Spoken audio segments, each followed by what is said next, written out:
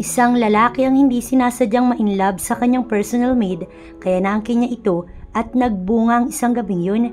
Kaya nagpa siya ang lalaki na pakasalan ng lihimang dalaga. Ating alamin ang buong kwento. Isang linggong abala si Andrew para sa gaganaping movie nila ni Scarlett sa Cebu na pinamagatang The Scarlett Show, A Love Story. 5 taon pa lang si Andrew sa industry ng showbiz kaya kabi-kabilaan ang kanyang proyekto. Kumbaga, mabango pa ito sa mga tao, sikat na sikat at sobrang iniidolo. Maraming endorsement at sunod-sunod na project, hindi pa man natatapos ang isa, may kasunod na kaagad na isa. Ito ang gusto ni Andrew. Dito siya masaya kahit na noon pa man, tutol na ang kanyang ina na pasukin niya ang mundo ng pag-aartista. Ang sabi nito ay tanging siya lamang ang inaasahang hahalili sa pagpapalakad ng kanilang company kapag ito ay magre-retire na. Pero kapag nasa harapan na siya ng maraming tao at pinapalakpakan, parang nabubuhay ang dugo niya. Nasabi ni Andrew sa sarili na ito ang kanyang gustong marating sa buhay, ang pinagkakaguluhan ng marami, hindi lamang sa tanyag niyang kagwapuhan na walang kapantay, kundi dahil na rin sa pagiging talentado ng binata. Kung babalikan niya noon kung paano siya nagsimula, hindi niya isiping mararating niya ang rurok ng tagumpay. Sa isang singing contest sa mall, nagpakasakali lang siyang sumali sa isang sikat na boy band na tinawag na Rapido. Nakuha siyang gitarist noong una at paglipas ng isang linggo, naging vocal singer. Dahil dito, nakilala ang grupo at nanalo sa kung saang-saang show sa iba't iba pang panig ng Kamaynilaan. Isang araw, nilapitan siya ng isang bakla na nagpakilala sa kanyang si Manager Chanyi. Gamit nito ang isang Korean screen name. Bukod sa talent niyang singing, magaling din siya sa acting kaya hinimok siya ni Madam Chanyi na umarte sa harap ng kamera. Sa unay gumanap siyang extra sa teleserye ng IBS channel at si Madam Chanyi ang tumayong manager niya. Nasundan pa yun ng nasundan hanggang siya ay tuluyang sumikat at nabigyan ng break para sa sarili niyang teleserye. At ngayon ay hindi sa pagmamalaki, naka-4 na movie na siya at isang teleserye, bukod pa sa pagiging endorser. Ganoon kabilis para kay Andrew ang pag-akyat sa itaas kahit hindi na siya pinapalakpakan ng kanyang ina. Mayaman ng pamilyang Venreo sa San Ildefonso, Quezon. May-ari ng ikta-iktaryang lupain na pinamamahalaan ni Doña Carlita na ina ni Andrew. May negosyo din ito sa Maynila at may ibang branch sa probinsya ng Tarlac at Laguna. Isang mabigat na rason kung bakit ayaw ni Doña Carlita na mag-artista ang anak niya. Lalo pat patay na ang asawa at wala nang katuwang sa mga negosyo. Pero walang magawa ang ginang dahil nga sa sobrang nahumaling si Andrew sa pag-aartista nito at kasikatan. Kaya nga ang kapatid na si Julius na lamang ang kanyang katuwang sa pag-aasikaso ng mga negosyo, maging sa rancho. At dahil sa kabisihan ng anak, hindi man lang siya dalawin sa hasyenda at hindi ito mahagilap kung saan, kaya napagpasyahan ng babae na pasyalan sa kondo si Andrew. Taon lamang kung magkita silang dalawa dahil hindi ito nagkukusang umuwi. Pagdating sa bahay ng anak, nagulat siya sa nakita.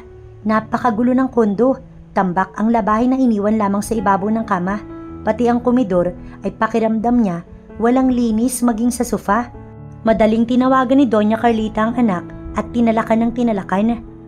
Andrew, iho, nasa kondo mo ko ngayon at ano itong nadatnan ko sa bahay mo? Diyos mio, napakarumi. Wala ka man lang bang panahon para maglinis? Magpa-laundry? Bakit hindi ka kumuha ng katulong? My godness! Panggagalaiti ni Doña Carlita. Napatakip naman ng kanyang tenga si Andrew sa lakas ng boses ng kanyang ina sa kabilang linya. Break time niya iyon nang tumawag ang kanyang ina. Hindi niya nga ina-expect na pupuntahan siya nito sa kanyang kondo. Una, wala naman itong pasabi. Pangalawa, hindi nito ugaling pumunta ng kanyang bahay. Ano naman kaya ang pakay nito? Nagkataon pang nagpaalam ang maid niya at wala pa siyang nakikitang bagong kapalit kaya nadatnan ng kanyang ina ang magulong kondo. Ma'am, I'm sorry but I have to end this call. I was busy right now, okay? Nasa taping ako. Bye, Mommy. I love you very much. Malambing na lamang nasaad ni Andrew upang hindi sumama ang loob ng kanyang ina. Hindi na rin inintay pa ang sagot nito sa kanyang sinabi. Tsaka haba lamang ang usapan. Pero napakasaya ni Andrew nang maisip ang pagdalaw sa kanya ng ina. Ibig sabihin, kahit sa kabila ng sama ng loob nito sa kanya sa napiling pag-aartista, hindi pa rin siya nito matitiis. Kaya naman naisip niya na after ng movie nila ni Scarlett, uuwi siya ng rancho para makasama ang kanyang ina kahit 1 linggo lamang para naman hindi ito magtampo ng tuluyan. Pagkuway masaya na siyang bumalik sa kanyang taping. Doña Carlita, babalik na ba agad tayo sa asyenda? Pag-uusisa ng personal driver ni Doña Carlita na si Deldo. Hapon na iyon, matapos kahit papaano, niligpit niya ang kalat ng bahay ni Andrew. Wala siyang balak magtagal sa kondo nito dahil wala namang kasiguraduhang makakausap niya ito. Oo, nasa tiping si Andrew at malamang bukas na uuwi yun. Hindi na naman kami magkakausap ng anak ko. Malungkot na saad ni Doña Carlita. Hindi na lamang umimik si Deldo, ayaw niyang gatungan ng lungkot na nararamdaman ng Doña. Nasasabik ito sa anak dahil bihirang magkita ang mga ito. Pagdating sa hasyenda, inipon ni Doña Carlita ang kanyang 4 na katulong sa mansyon upang mamili kung sino yung ipapadala sa kondo ng anak niya. Kahit na matigas ang ulo ni Andrew, hindi pa rin ito matiis ng ginang. Naaawa siya na walang nag-aasikaso rito. Bakit 2 lang kayo? Nasaan si Hazel at Berna? Tanong niya sa 2 katulong ng mansyon na sina Susie at Lorna. Ang 2 ito ay may pamilya dito sa Quezon, kaya palagay niya hindi maiiwanan ng mga ito ang asawa at anak. Umuwi na po Doña Carlita, tugon ni Susie, kaya pinatawag ng Doña kay Deldo ang 2 pang maid. Sina Susie at Lorna ay hinayaan na niyang umuwi sa kanilang pamilya. Sakay ng kotse, tinungo ni Deldo ang bahay ni Berna at Hazel na hindi naman kalayuan. Oh, Deldo, nagawi ka ata? Kunot noong tanong ni Inay Perla. Kabababa lamang noon ni Deldo sa kotse, sakto namang nagwawalis ang ina ni Hazel sa bakuran ng mga layang dahon mula sa puno ng mangga. Pinapatawag ho ni Doña Carlita ang anak nyo. Tugon naman ni Deldo. Ha? Nanlaki ang mata bigla ng ginang dahil sa pag-aalala. Bakit Deldo? May nagawa ba ang anak ko? May kasalanan ba si Hazel kay Doña Carlita? Exaggerated na tanong ng ginang. Napangiti-ngiti naman ang driver ng pamilyang Venreo. Naku hindi, may sasabihin lang si Doña sa anak ninyo, importante yun. Tsaka ako lang din malalaman kung bakit kapag nasabi na ng Doña. Paliwanag ng lalaki, kaya nakahinga naman ng maluwag ang ginang. Sa mga oras na yun, naglulunoy sa batis sa magkapatid na si Hazel at Adem. Madalas dito sila nagtutungong magkapatid kapag walang magawa sa bahay. Ang batis, makikita sa dulo ng lupain ng mga Venreo, kaya hindi nila alam kung nasasakupan pa iyon ni na Doña Carlita. Nagpapaligsahan pa ang magkapatid at masayang-masaya nang dumating ang kanyang ina at si Deldo. Pinaahon silang magkapatid sa tubig, tsaka minandohan si Hazel na magbihis at sumama kay Deldo pabalik sa mansyon ng mga Veniero dahil may importante daw sasabihin si Doña Carlita na nagbigay ng kaba kay Hazel, lalo't pagdating doon, naroon din ang kaibigang si Berna. Pero nakahinga siya ng maluwag matapos nitong sabihing ililipat siya ng Maynila upang pagsilbihan ng anak nitong ni minsan hindi niya pa nakikita. Sa araw ding iyon, pinauwi si Hazel ni Doña Carlita para mag-impake ng mga dadalhing damit pa Maynila at para magpaalam na rin sa kanyang mga magulang. Best friend, bakit parang hindi ka ata masaya dyan? Ayaw mo bang magtrabaho sa Manila? Puna ni Berna habang sila ay pauwi na. Hindi naman best friend, hindi lang kasi ako sanay malayo kila inay. Mamimiss ko silang lahat kapag nandun na ako. Malungkot niyang tanong sa kanyang kaibigan. Pati si Berna, mamimiss niya rin. Tinapik siya nito sa balikat. Ayos lang yun best friend. Isipin mo na lang na sa pagpunta mo ng Maynila, mas matutulungan mo yung magulang mo at mas lalo kang gaganda dun. Pagbibiro nito sa huling tinura na nakangiti. Napabuntong hininga naman ng dalaga. Tumanggi kasi si Berna na siyang magtungo sa Maynila dahil pareho silang ayaw mahiwalay sa magulang. Pero mas pinaboran si Berna ni Doña Carlita at siya ang napilitang idestino sa Maynila. Hindi naman siya makatanggi dahil noon pa man sa rancho na naninilbihan ng kanyang ama. Halos ang pera ng mga Venreo ang bumuhay sa kanila sa ilang taong paninilbihan sa mga ito. Pagka-graduate niya kasi ng high school, nagtrabaho na siya sa mansyon kaya malaking ginhawa kahit papaano ang kanyang sinusweldo at alam niyang malaking tulong nga ang pagluwas niya ng Maynila, lalo pa nang sabihin ni Doña Carlita kanina na dodoblihin ang kanyang sahod.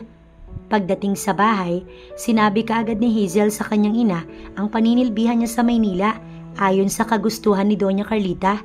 Yun lang naman pala anak. Hay salamat, akala ko kung ano na. Sapo nito ang dibdib na ani mo kinabahan. Pero inay, ayoko malayo sa inyo. Kakamot-kamot pa siya sa kanyang ulo. Natawa si Perla sa inasal ng anak niya. Dalaga na ito pero takot pa ring mawalay sa kanila. Pero proud siya sa kanyang panganay dahil nauunawaan nito ang kanilang payak na pamumuhay na kailangan nitong magtrabaho para makatulong sa kanila. Nilapitan niya ito at tinakbayan. Anak, dalaga ka na. Kaya mo na ang sarili mo na malayo kami ng iyong ama't kapatid. Pasensya ka na kung hindi ka namin mabigyan ng magandang buhay. Kaysa sa halip na mag-aral ka ng kolehiyo, kailangan mong magtrabaho. Anang ginang sa anak. Nakonsensya naman si Hazel pagkarinig sa malungkot na boses ng ginang. Agad niya itong niyakap at humingi ng tawad. Umiti na lamang para isipin na bukal sa loob niya ang pagtungo sa Maynila. Okay lang naman sa akin na magtrabaho sa malayo. Kaso lang, paano kapag kumulog at kumidlat? Pagdadahilan na lamang niya. Nagkapobya kasi siya sa kidlat noong siya'y bata pa lamang na muntik nang matamaan ng matalim na kidlat kung hindi pa siya nakapagkubli. Hinaplos ni Perla ang pisngi ng anak niya. Isipin mo na lang na nasa bahay ka lang nakasama mo kami. Kaya mo yan anak, okay? Pagpapaunawa nito sa dalaga. Tumangutang mo naman si Hazel. Ang kanyang amang si Greg, pumayag din nang malaman nitong manunungkulan siya sa anak ni Doña Carlita sa Maynila. Pinayuhan pa nga siya nitong magpakabait dun at wag maging sakit ng ulo ni Senyorito Andrew at nangako naman siyang pagbubutihin niya ang kanyang trabaho. Ate, maganda ba ang Maynila? Curious na tanong ni Adem habang nilalakad nila ang daan pabalik sa mansyon ng mga Venreo. Inihatid kasi siya ng ina't sumama ang kanyang bunsong kapatid na lalaki. Ang kanyang ina ang may bitbit ng kanyang mga bag na may mga damit at siya naman maliit na backpack. Hindi ko alam Adem, sabi nila marami daw sasakyan at may matatayog na gusali tsaka may magagandang pasyalan. Inosenteng tugon ni Hazel. Namilog ang mata ni Adem. Talaga ate, sana makarating din ako dun. Parang nangangarap pa na saad ni Adem. Ngumiti si Hazel. Hayaan mo bunso, kapag nakaipon si ate, ipapasyal ko kayo ni na Itay sa Maynila. Kakain tayo sa Jollibee. Gusto mo ba yun? Masayang tanong ni Hazel. Lalong namilog ang mata ni Adem at nagtatatalon pa. Sige ate, pangako mo yan ha. Tahimik lamang na nakikinig ang kanilang ina at napapangiti sa takbo ng kanilang usapan. Pero ang totoo, isa lang naman ang pangarap ni Hazel na makasama ang pamilya sa hirap at ginhawa. Pasado 6:00 na ng hapon nang tuluyang makalis sina Deldo at Hazel patungong Maynila. Nag-usap pa kasi ang kanyang ina't si Doña Carlita tungkol sa kanyang magiging trabaho doon. Ang sabi naman ng Doña ay ang tanging gagawin niya lang ipagluluto at ipaglalabas si Andrew. Wala namang problema sa kanya yun dahil kaya niyang gawin lahat yun. Magluto at maglaba, maging ang paglilinis ng bahay. Kuya Deldo, masungit ba si Senyorito Andrew? Basag ni Hazel sa katahimikan nilang dalawa sa loob ng sasakyan. Bali-balita sa mansyon na sikat daw ito at palagi napapanood sa TV. Kaso nga lang wala naman sila nito. Kahit radyo'y wala sila sa bahay. Sapat lang pangkain nila ang kanyang sinusweldo at pambili ng pangangailangan nila sa loob ng tahanan at lalong wala siya noong tinatawag na cellphone. Huwag kang mag-alala Hazel, mabait si Senyorito. Naku, kapag nakilala mo yun, baka ma-love at first sight ka. Napaawang ang kanyang labi. Bakit naman? Tanong ni Hazel. Kasi sobrang gwapo nun, walang binatbat si Daniel Padilla dun, maging si Alden Richard. Napangiwi si Hazel sa narinig. Hindi naman kasi niya kilala mga binanggit nitong pangalan, kaya hindi na siya umimik pa matapos magkibit balikat ay ibinaling sa labas ng kotse ang kanyang paningin. Unti-unti ay papasok na sila sa Maynila at nararamdaman niya na ang kalungkutan dahil tuluyan na siyang malalayo sa magulang. Pero mas desidido siyang makatulong sa pamilya, kaya naman kinalimutan muna niya ang nararamdamang lungkot. Pagpasok nila ng Kamaynilaan, tuluyan ng gumabi, kaya napapatingala si Hazel sa unang nasaksihang mataas na gusali at malaking billboard sa kanilang dinadaanan. Ang sikat na artista ay may sariling billboard, kaya lahat ng madaanan nila napapatitig si Hazel. Ang kaso, paano naman niya malalaman kung iyon nga si Andrew, gayong hindi pa man niya ito nakikita? Inaliw na lamang ang sarili sa magagandang ilaw. Pagdating nila ni Kuya Deldo sa bahay ni Andrew, tinuro nito sa kanya ang password upang siya'y makapasok doon. Ang tanging gagawin niya lang daw, pipindutin ang nakadikit sa gilid ng pinto ng bahay na tila malaking calculator. Kung ano man yun, hindi niya alam, basta bigla na lamang iyong bumukas. Bumungad sa kanila ang maayos na sala ng bahay. hindi gaanong malaki pero kumpleto sa gamit. Napangiti pa siya nang makitang may malaking TV sa sala na nakasabit sa pader. May bigla kasing pumasok sa kanyang isip. Halika, dito ang kwarto ni Senyorito Andrew. Turo nito sa nakasaradong silid na una nilang nadaanan at ito naman sa kabila ang sayo. Tsaka ito nagtungo sa kabilang silid at binuksan, ipinasok ang mga bag niyang may laman na damit. Babalik din ito sa asyenda ngayong gabi kaya matapos siyang ituro sa kanyang magiging silid, nagpaalam na ito sa kanya. Siya naman ay binalot ng kalungkutan nang mapag-isa sa loob ng bahay at napapatanong sa sarili kung ano nga bang naghihintay na kapalaran sa kanya rito kasama ang amo. Sa pagod marahil sa biyahe, nakatulugan na lamang ni Hazel ang kanyang pag-iisip at marahil komportable siya sa masarap na kamang kinahihigaan na pasarap ang tulog ng dalaga. Alas 5 na ng umagang nagising si Hazel. Pagmulat ng mga mata, agad bumangon sa pag-aalalang dumating na ang kanyang amo na hindi man lang niya napagsilbihan kagabi. Naghilamos siya at nagtoothbrush pagkatapos ay nagtungo sa kusina upang magluto ng almusal. Tsaka niya kinatok ang kanyang senyorito sa kwarto pero walang lumabas na ang ibig sabihin lang nun wala pa doon ang amo. Naalala niya ang sinabi ni Doña Carlita na busy palagi ang anak nito at bihirang umuwi ng bahay kaya siya na lamang ang kumain ng kanyang niluto. After 1 week ng taping ni na Andrew sa Cebu, pabalik na siya ng Maynila. Sakay ng isang van ng buong cast ng The Scarlet Show at taba lamang ito sa pag-uusap-usap tungkol sa naganap na taping. Maingay ang lahat, maliban kay Andrew na tahimik sa buong biyahe. Pagdating sa Maynila, nagpaalam na siya sa kasintahang si Scarlett na uuwi na. Alam nito na pagod siya at tanging sa kondo lamang siya komportabling matulog. Pinayagan siya ng nobya at sinabing tawagan niya ito bukas. Malalim na ang gabi nang dumating si Andrew sa kanyang kondo at napansin niyang malinis ang buong bahay. Marahil ay pinalinis ito ng kanyang ina nung minsan itong dumalaw 1 linggo na ang nakakalipas. Dumiretso na kaagad siya ng kwarto. Naligot nagpahinga dahil siya'y pagod na. Kinabukasan, alas 7 nang nagising si Andrew na kahit wala siyang taping ay nakasanayan na niyang gumising ng umaga. Palibhasa, walang kaalam-alam si Andrew na hindi ito nag-iisa sa bahay. Lumabas itong naka-boxer short at wala man lang pang itaas na suot na siyang nakasanayan. Nagtungo siya sa ref at uminom ng malamig na tubig. Samantala palabas naman ng kanyang kwarto si Hazel upang maghanda ng almusal. Pagdating sa komedor, siya namang pagharap ni Andrew. At dahil laking probinsya, biglang napatili si Hazel nang makitang halos hubad ang katawan ni Andrew. Si Andrew ay nagulat din sa babae. Agad na lumapit upang takpan ang bibig nito na lalo lamang ikinagulantang ng dalaga dahil halos yakap na siya ng lalaki. Nagpumiglas ang dalaga at kumaripas ng takbo palayo sa lalaki habang nakatakip ang kanyang mga mata sa puang dibdib dahil sa napakalakas ng kabog nito. Parang namatanda si Hazel sa itsura ni Andrew kanina. Habang si Andrew naman, mabilis tinungo ang kwarto upang magbihis ng disenteng damit. Napapaisip ang lalaki kung sino yung babaeng yun na nangahas pumasok sa kanyang bahay. Kinuha niya ang cellphone at tinawagan ng kanyang ina. Doon niya nalaman na galing ito sa probinsya na pinadala ng kanyang ina. Nakita niya ring maraming miss call ang ina at dahil busy, hindi niya nasagot yun. Marahil sasabihin ito ang tungkol sa babae. Paglabas ni Andrew sa kwarto, kinausap niya ang babae. Anong pangalan mo? Tanong niya habang pinag-aaralan ang kabuuan ng dalagang morena at may simpleng ganda.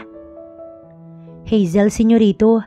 Magalang na pagpapakilala ni Hazel na nakatangot hindi makatingin sa amo kahit na nakasuot na ito ng maayos na damit.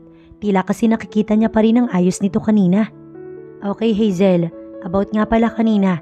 Hindi ko alam na nagpadala pala ng maid si Mami. Sorry. Paghingi ng tawad ni Andrew, tumangutango lamang si Hazel bilang tugon. Sinabi naman ni Andrew ang mga dapat nitong gawin sa kondo at sa mga hindi dapat.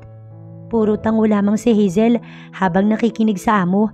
Tinatandaan ng sa gayon, hindi siya magkamali. Matapos yun, nagkanya-kanya sila ng dapat gawin. Nilinaw ni Andrew na bihira lamang itong umuwi ng bahay kapag nasa taping. Hindi rin naman ito sanay na kumakain sa loob ng bahay kaya tanging para lamang sa kanya ang kanyang lulutuin.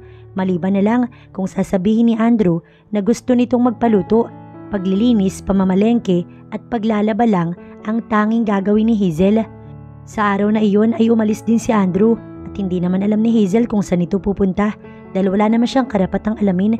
Hindi naman ipinagbawal nito na pumasok siya sa kwarto ng binata. Kaya kinuha niya ang mga maruruming damit ni Andrew at kanya na ring nilinis ang silid nito. Pagkatapos mag-almusal, naglinis na at nagsimula siyang maglaba.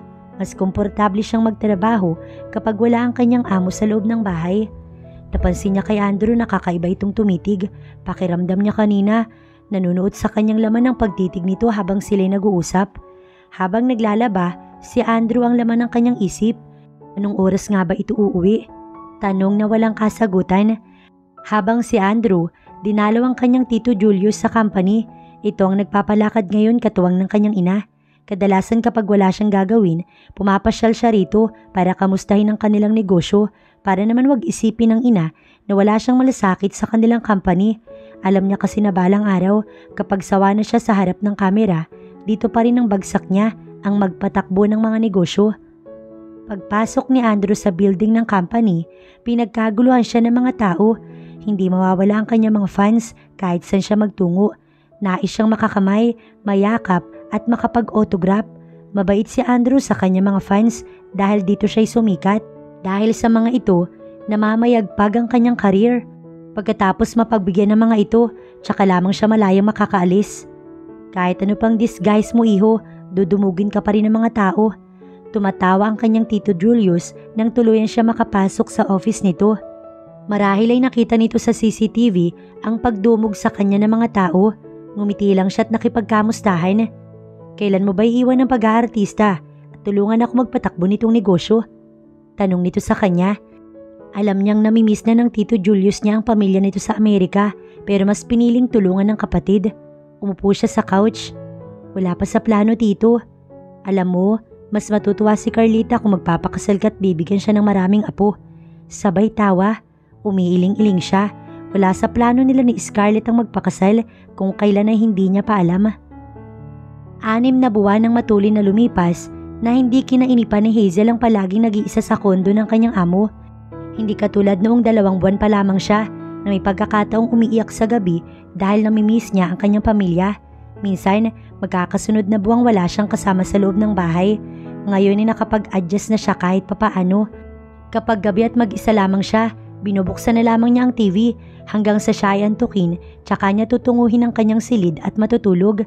Paminsan, lumalabas din siya ng bahay upang maggrocery at sa tuwing sumusweldo upang magpadala ng pera sa kanila. Sa 6 na buwan, malaki-laki na rin ang kanyang naiipon dahil kalahati lamang ng kanyang sweldo ang pinapadala niya sa probinsya. Pinag-iipunan niya kasi ang pangako niya sa kapatid na ipapasyal sa Maynila at kakain sila sa Jollibee. Isang gabi, pasado 11:00 umuwi si Andrew pero tila nakainom ito. Napapasuray ang binata kaya naman nag-alala si Hazel na masubsob ang amo. Hindi na siya nagalangan. Hinawakan ito sa isang braso at inalalayan. Senyorito, ba't po kayo naglasing? Buti nakapagmaneho pa kayo. Sabi ni Hazel, bibihira na nga lang itong umuwi ay lasing pa. Galing ako sa victory party. Paliwanag naman ng binata. Tumango na lang siya sa sinabi nito at napapangiwi sa bigat ni Andrew. Kakain pa ba kayo, senyorito? Mula sa pintuan hanggang sa sofa, inalalayan ng dalaga sa braso ang binata. Sa bigat nga nito'y pabagsak niyang inihiga ang lalaki. Tinulungan na lamang na isandal sa sofa para naman makausap niya pa ng maayos. No thanks, Hazel. Pagtimpla mo na lamang ako ng kape. Tugon naman ni Andrew sa kanya na papikit na halos sa mga mata. Mabilis namang sumunod ang dalaga. Hindi nito alintana na nakasuot lang pala ito ng manipis na pantulog. Nakasanay na kasi iyon ng dalaga. Hindi naman nakaligtas sa matatalas na paningin ni Andrew ang manipis na pantulog ni Hazel. Tila nawala ang antok at napasunod ang tingin rito. Bagaman sanay siyang makakita ng mga babaeng liberated pero aminado siyang may kakaibang alindog ang dalaga. Matapos ilapag ni Hazel ang kape sa center table, humigop kagad ang binata. Nagtataka ang dalaga kung bakit hindi naaalis ang tingin ni Andrew sa kanya. Maya-maya, na-realize ni Hazel na dahil pala iyon sa kanyang suot, kaya dali-dali siyang tumalikod na tinatakpan ng harapan. Hiyang-hiya siya sa sarili, maging sa kanyang amo. Habang si Andrew, nangingiti na lang habang inuubos ang kanyang kape. Kinabukasan, nagkulong si Hazel sa kanyang silid dahil sa hiyang naramdaman sa nangyari kagabi. Hindi niya alam kung papaano siya haharap sa lalaki. Mabuti naman at bago magtanghalian, narinig niya ang papalayong ugong ng sasakyan ni Andrew. Hindi naman siya nag-alala kung nakakain na ito dahil hindi naman ugali ng amo na kumain sa bahay bago umalis. Sa loob ng 6 na buwan, halos siya lamang ang kumakain ng kanyang mga niluto at naiintindihan naman niya dahil sinabi iyon ni Andrew bago siya magsimulang magtrabaho. Tsaka lamang lumabas si Hazel ng kwarto upang mag-asikasong kumain dahil sa totoo lang kanina pa siya nagugutom. Samantala si Andrew naman habang nasa photoshoot ay hindi maiwasang maalala ang nangyari kagabi. Wari ba sa kanyang balintataw, nakikita ang kaakit-akit na katawan ni Hazel. Maganda pala ito kapag natititigan ng matagal. Napansin niyang napapatingin sa kanya si Scarlett na nakakunot ang noo. Tsaka lang niya napagtanto na dahil yun sa pagkakangiti niya, nagtataka marahil ang nobya kung bakit napapangiti siya ng walang rason. Ang sabi ng cameraman ay dapat nga raw seryoso ang muka, hindi yun naka-smile. Napapansin niya ring hindi makuha yung posisyong gusto nito dahil pilit sumisiksik sa kanyang isipan ang malaalindog na katawan ni Hazel. Ano bang problema, Andrew? Galit na tanong ni Scarlett kay Andrew. Saglit na putol ang ginagawa nilang photoshoot dahil nga hindi siya makapag-focus. Wala namang problema ya. Tugon niya rito. Anong wala, Andrew? Kanina ka palutang at ngayon lang nangyari to. Sigaw sa kanya ni Scarlett. Inirapan siya ng nobya bago galit na tinalikuran. Nagmamaktol na tinungo ang restroom. Nang mapag-isa si Andrew, nilamukos nito ang mukha na wari ba sa pamamagitan nun, maalis sa kanyang isipan ng babae. Alam niya sa sariling init lamang iyon ng kanyang katawan at kailangan niyang ilabas para matahimik na ang bagay na iyon sa kanya. Dahil hindi pa handa si Scarlett na may mangyari sa kanila, dahil nag-aalalang masira ang karir nito, ay kailangan niyang ilabas ang init ng kanyang katawan sa iba. Naunawaan naman niya ang nobya dahil breadwinner ito ng pamilya. Mahal niya ang kasintahan at tumagal sila ng 2 taon na nagagawa niya itong irespeto. Pero bilang lalaki, may pangangailangan siya na hindi nito mauunawaan kaya minsan palihim siyang nagtutungo sa isang lugar na walang nakakakilala sa kanya bilang artista. Sa isang exclusive na bar dumiretso si Andrew pagkatapos ihatid ang nobya. Pagpasok pa lamang sa bar, pinagtitinginan na si Andrew ng mga babaeng naroon. Ang iba'y may paghanga pero karamihan may pagnanasa. Alam ni Andrew na hindi siya nakilala bilang artista ng mga ito dahil nakasuot siya ng cap at dark shade upang itago ang kanyang muka. Ayaw niyang masipatan ng taga-media dahil sigurado pagpipiestahan siya kinabukasan. Ang ibang nakatingin kay Andrew ay tila ba gustong hubaran ng gwapong lalaki.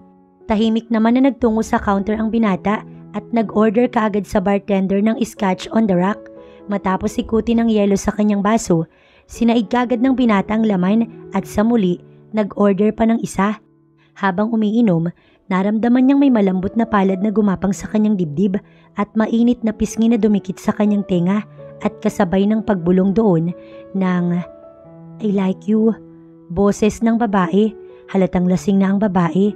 Nang lingunin niya, namumungay ang mga mata at halos nakaluwa na ang harapan. Tinanong niya kaagad ito kung payag ang babae ng isang gabi at agad naman itong tumango. Dahil dito, magkasabay na lumabas ang dalawa sa bar patungo sa isang hotel. Doon inilabas ni Andrew ang init na nasa kanyang katawan. Pagkagaling sa hotel, diretso kaagad si Andrew sa kanyang kondo. Sarado na ang ilaw sa loob maliban sa labas ng bahay. Nang sulyapan niya ang pinto ng silid ni Hazel, may parte sa kanyang isipan na nais itong katukin. Sarado ng ilaw sa loob, tansya niya ay tulog na ito. Nang mapatapat sa kwarto ng dalaga, hindi niya maituloy ang nais na pagkatok. Walang rason kung bakit nais niya itong makita. Nababaliw na siya. Pinigil niya ang sarili, tsaka tinungo ang kwarto at natulog matapos magbihis. Pagising kinabukasan, hindi pa rin lumalabas ang dalaga sa hindi niya alam na dahilan. Tinawagan siya ng maaga ni Scarlett upang ipaalala sa kanya na sunduin ito dahil balak mag-shopping ng babae dahil may dadaluhan silang event mamayang gabi. Pasado 8:00, sarado pa rin ang silid ni Hazel. Paruot pa rito na siya sa sala habang iniisip kung kakatukin ito na para bang sa pakiramdam niya umiiwas ang dalaga. Malapit na sana siya sa pintuan ng silid ni Hazel nang tumunog muli ang kanyang cellphone. Si Scarlett yun. Nagpa siya na lamang siyang umalis dahil nanggagalaiti na ang babae sa kabilang linya. Good morning tita, tito. Bati niya nang marating ang bahay ng nobya. Bait ang mga magulang ni Scarlett at alam niyang boto sa kanya mga ito, maging ang mga kapatid ng nobya. Dating may kasintahan ng dalaga na tumagal din ng 1 taon. Noon ay hindi pa gaanong kilala si Scarlett sa showbiz. Walang gaanong project nang makilala siya. Pagkatapos ng kanilang tambalan sa pelikula, lalo at pumalo sa takili ang una nilang movie, kaya nagsimulang umangat ang karir nito. Gusto sila pareho ng mga tao bilang love team, kaya pinagbigyan nila ang kagustuhan ng kanilang mga fans. Kapag may project siya, ganoon din si Scarlett. Good morning din iho, mabutit na padalaw ka. Mabait na sabi ng ama naman ni Scarlett. Aalis na po kami papa, mama. Noon lumabas ng bahay si Scarlett na bihis na at nakangiti pa. Mag-iingat kayo, sabay pang sabi ng dalawa. Sa kotse, pinagalitan siya ng nobya kung bakit siya na late. Inakaayaw niya sa babae para siyang alipin kung ituring. Kapag may sinasabi ito sa kanya, kailangan niya itong sundin kaagad. Minsan na rin itong nakasagutan ng kanyang manager dahil sa pumalpak nilang mall show noong nakaraan dahil hindi pa nila natatapos ang kanilang taping para sa isang teleserye. Minaliit nito ang kanyang manager at ang sabi na kumikita lamang ng malaki dahil sa kanila.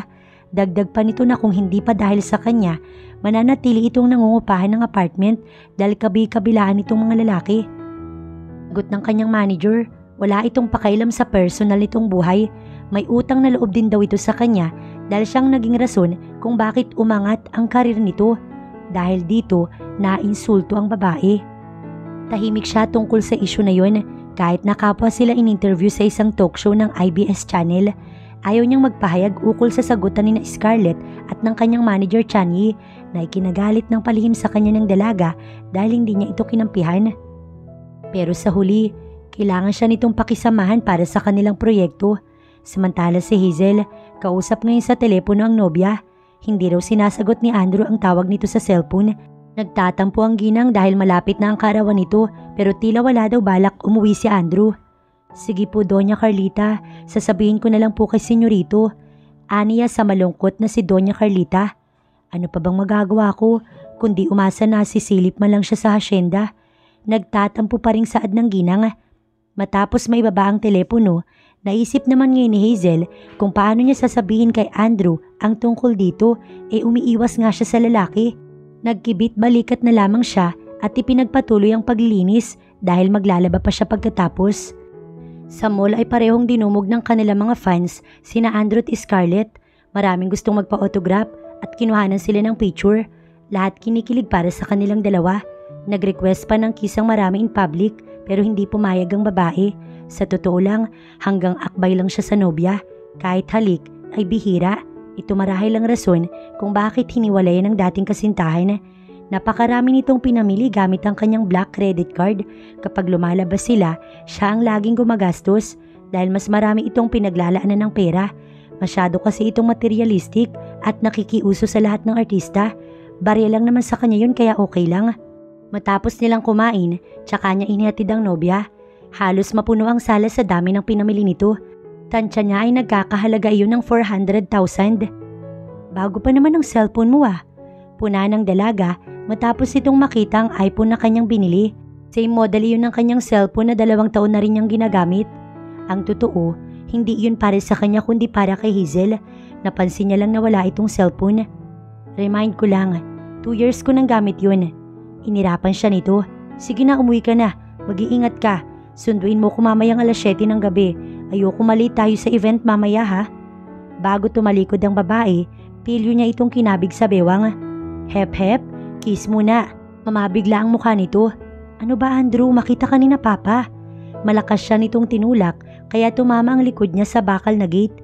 Nagtataka siyang napatingin sa babae dahil nasaktan siya sa ginawa nito. Para bang may nakakahawa siyang sakit at ni hawak ay pinagbabawalan siya nito. Umalis ka na Andrew, yung sinabi ko. Tumalikod siyang hindi ito pinapatapos sa gusto nitong sabihin. Nadismaya na lamang siya sa ginawa ng nobya. Masama ang loob niya rito. Kapag kaharap nila mga fans nila, maayos naman ito. Pero kapag silang dalawa na lang, halos ipagtabuyan siya paalis ni Scarlett. Pagdating sa bahay, nadatnan niya si Hazel sa sala na tila ba galing sa likod ng bahay. Basa ang kamay, maging ang laylayan ng suot nitong lumang short. Namilog ang mga mata nito pagkakita sa kanya. Sa reaksyon nito, tila nakalimutan niya si Scarlett. Senyorito, ba't ang aga nyo? Kumain na po ba kayo? Bagaman umiiwas ng tingin, tanong nito sa kanya. Napangiti siya at naaaliw na tinititigan ng inosente nitong muka. Wala itong kahit na anong make-up pero tingin niya kay Hazel, napakaganda nito ngayon. Hindi ito nakakasawang titigan.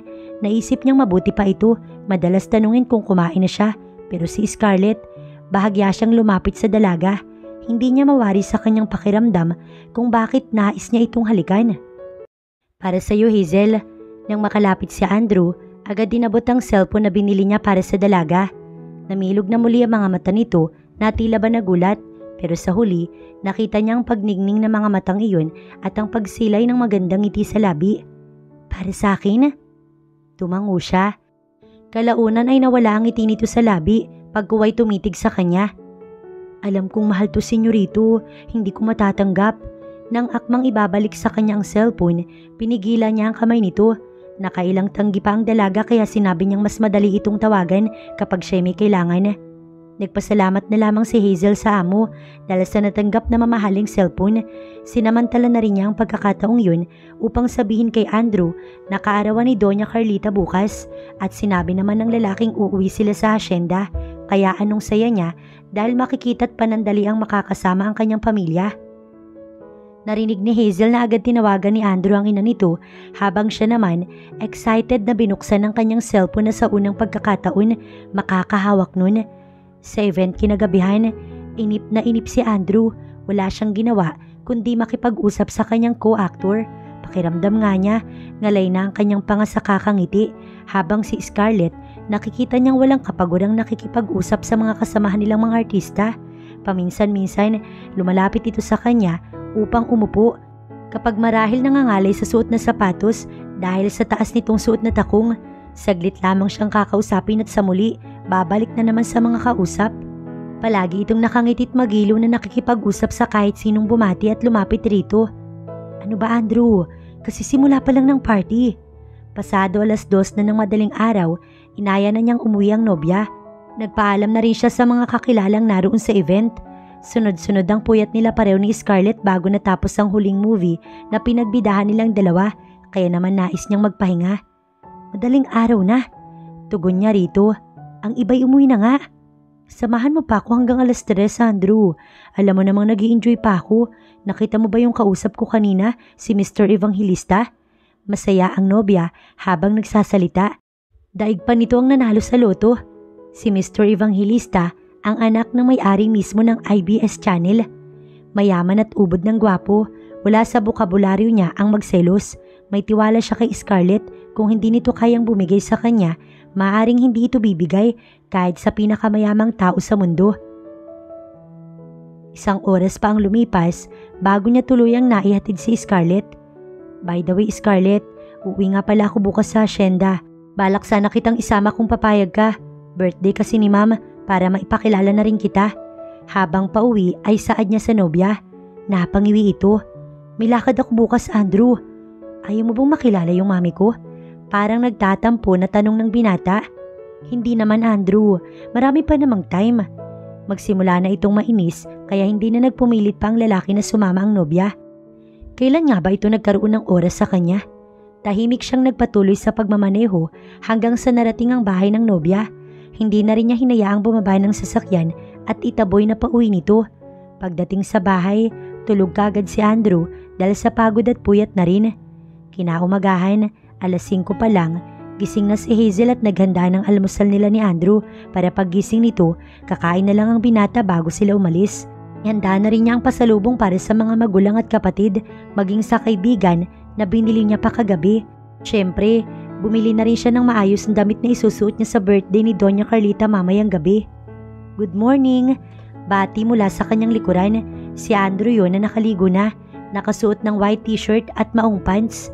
Sakto at luto na rin ang kanilang almusal. Good morning din, senyorito.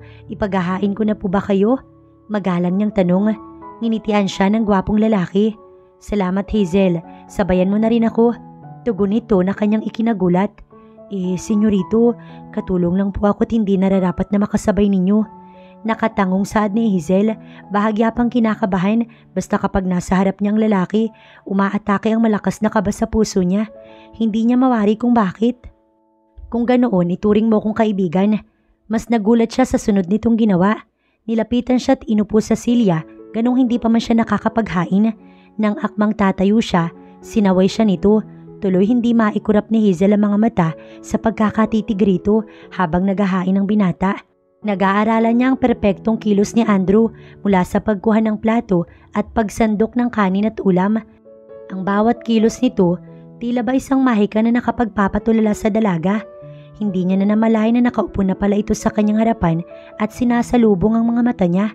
Nang mapagtanto yun, agad siyang nagbawi ng tingin. Napapangiti na lamang si Andrew sa nakikita sa dalaga. Pakiramdam niya, gustong-gusto niyang makita ang ganoong reaksyon nito. Yun bang tila nawawala sa sarili, tsaka dagling mag-iiwas ng tingin sa kanya na para bang napaso at bukod dun ay napapangiti siya nito. Pagkatapos nilang kumain, tinulungan na rin niya itong maghugas. Marunong siya sa lahat ng gawaing bahay dahil bata pa man, nakabukod na siya sa magulang.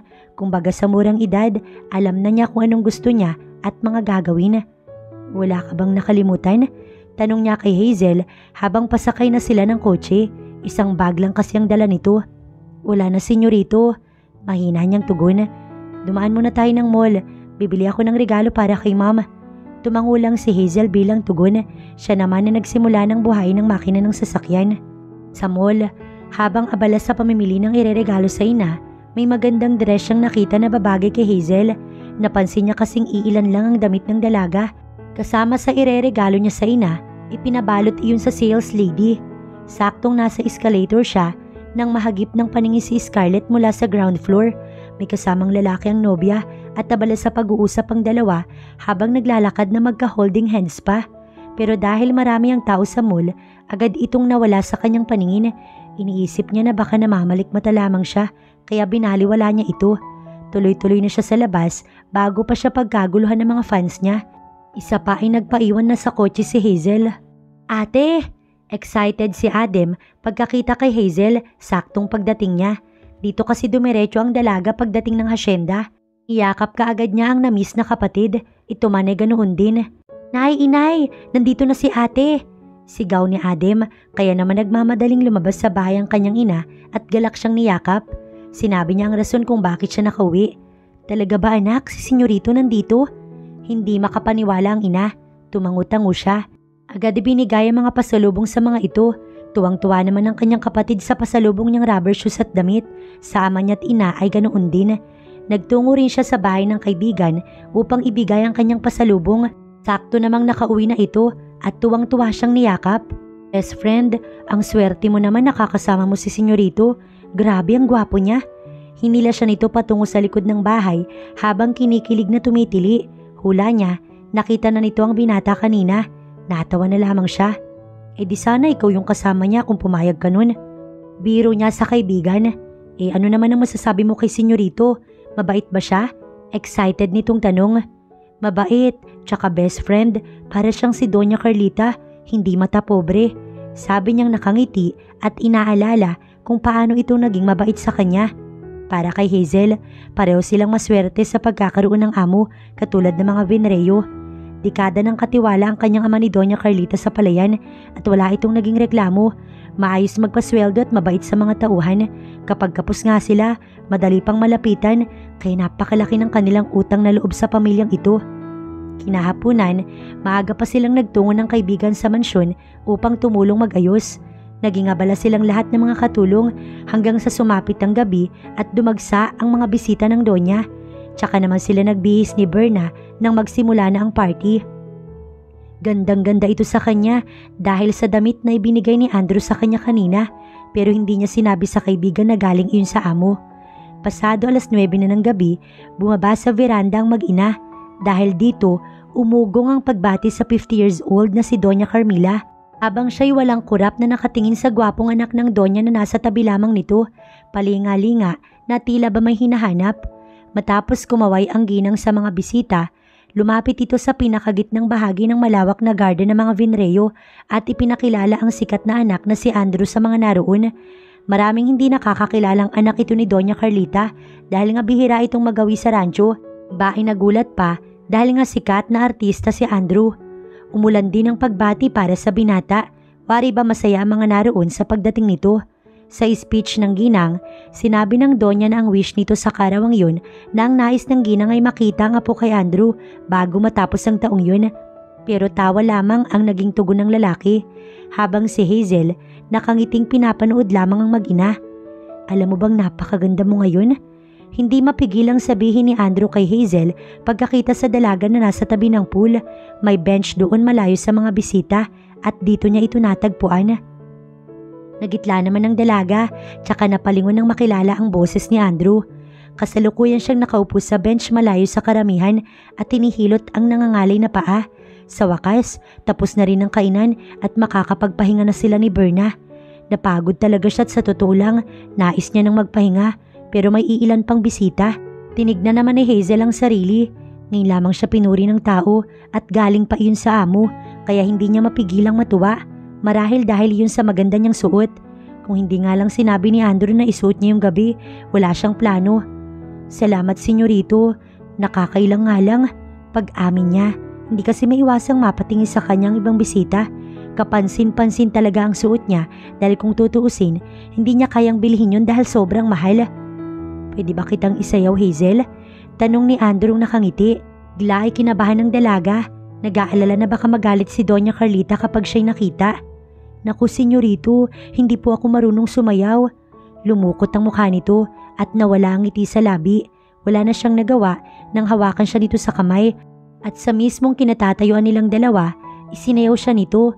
Lalo atang kinabahan si Hazel. Titig na titig sa kanyang lalaki at wala din siyang alam gawin kundi ito'y titigan. Parang isang panaginip na isinasayaw siya ng isang sikat at hinahangaan ng marami. At sa magdamag na iyon, hindi siya makatulog kakaisip kay Andrew. Napakasaya niya sa tuwing iisipin ang nangyari sa kanilang pagsasayaw kanina.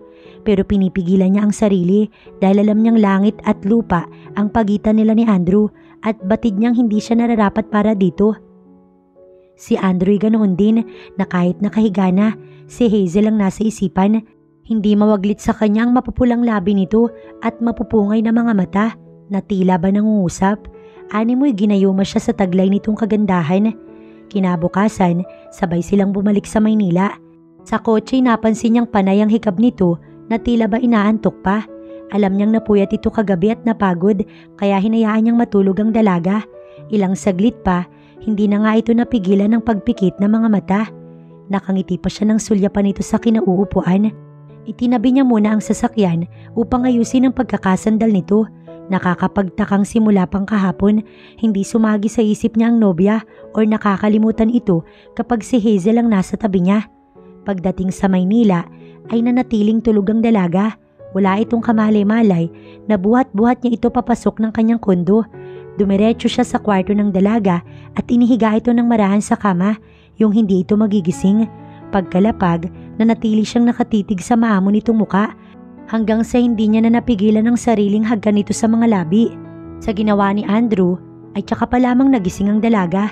Sa unay halatang nagulat ito dahil walang katinag-tinag si Hazel, pero kalaunan naramdaman niyang itinutulak siya nito. Subalit hindi pumayag ang binata na makalayo ang dalaga sa kanya. Ginawa ang lahat para mapasuko lamang si Hazel. Pigil niya sa dalawang kamay ang dalaga habang mas lumalalim pa ang kanyang mga halik na may kasamang pananabik. Para siyang nahihibang ng mga sandaling yun matapos matikman ang mga labi na matagal niya nang gustong matikman. Si Hazel, sinaklot ng takot pagkagising na may mainit na labing humahalik sa kanya. Sa gulat ay para siyang naparalisa. Ang gumagawa kasing iyon ay walang iba kundi si Andrew na kanyang amo. Bago manghina, pinilit niyang manulak pero napakalakas ni Andrew at unti-unti siyang ginugupon ng kakaibang init na gumapang sa kanyang katawan, hatid ng mga labi nito. Napakasarap sa kanyang pakiramdam na para siyang nasa alapaap hanggang sa tuluyan siyang nanghina at nagparaya sa nais gawin ng lalaki. Nadarang siya nang humaplos sa katawan ng mainit nitong palad na may kasamang pagsuyo. Matapos ang kaganapan, pagod na nakatulog na muli ang dalaga. Sumakit kasi ang buo niyang katawan. Habang si Andrew, nanatiling gising at nakatitig lamang kay Hazel, Nakayakap siya sa dalaga na para bang ayaw nang bumitaw pa dito. Napakasaya niya sa mga sandaling yun. Ang isang bagay na hindi kayang ibigay ng kanyang kasintahan ay naibigay sa kanya ni Hazel at lalo lamang niyang hinangaan ng babae dahil siya ang nakauna rito. Mula ngayon, bahagi ka na ng buhay ko, Hazel. Hinagka niya ito sa labi at lalo pang niyakap bago ipinikit ang mga mata. Hindi na alintana ng lalaki na kanina pa tumatawag si Madam Chani. Maya-maya, nakatulog na rin siya yakap ang babae. Lumipas ang 4 na oras, nagising na muli si Hazel. Wala na sa tabi niyang lalaki. Napabuntong hininga siya dahil akala niyang totoo ang nangyari habang siya'y natutulog. Isang panaginip lang pala. Nakita niya sa orasan na nasa pader ng kanyang kwarto na pasado 2:00 na ng hapon. Natataranta siyang bumangon upang mag-asikaso, subalit napangiwi siya nang sumigid ang kirot sa gitnang bahagi ng kanyang mga hita.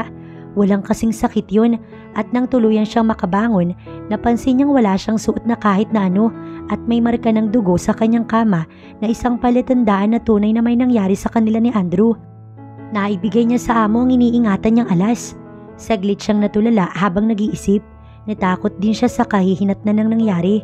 Kung hindi pa kumalamang sikmura, hindi pa siya kikilos dahil sa makirot na gitna niya. Agad naglinis ng katawan at lumabas ng kwarto. Wala ang kotse ni Andrew kaya alam niyang umalis ito. Wala namang bago dahil palaging busy ang lalaki sa trabaho. Gabi na makauwi si Andrew dahil may panibago siyang pinirmahang kontrata para sa bagong ipapalabas na pelikula. Hindi na siya nakapagpaalam kanina kay Hazel dahil tulog pa ito nang umalis siya. Pagpasok, hinanap kaagad ang dalaga. Nakita niya ito sa loob ng silid habang natutulog. Marahan niyang ginagap ang palad ng babae tinagkan pero napansin niyang mainit ang dalaga.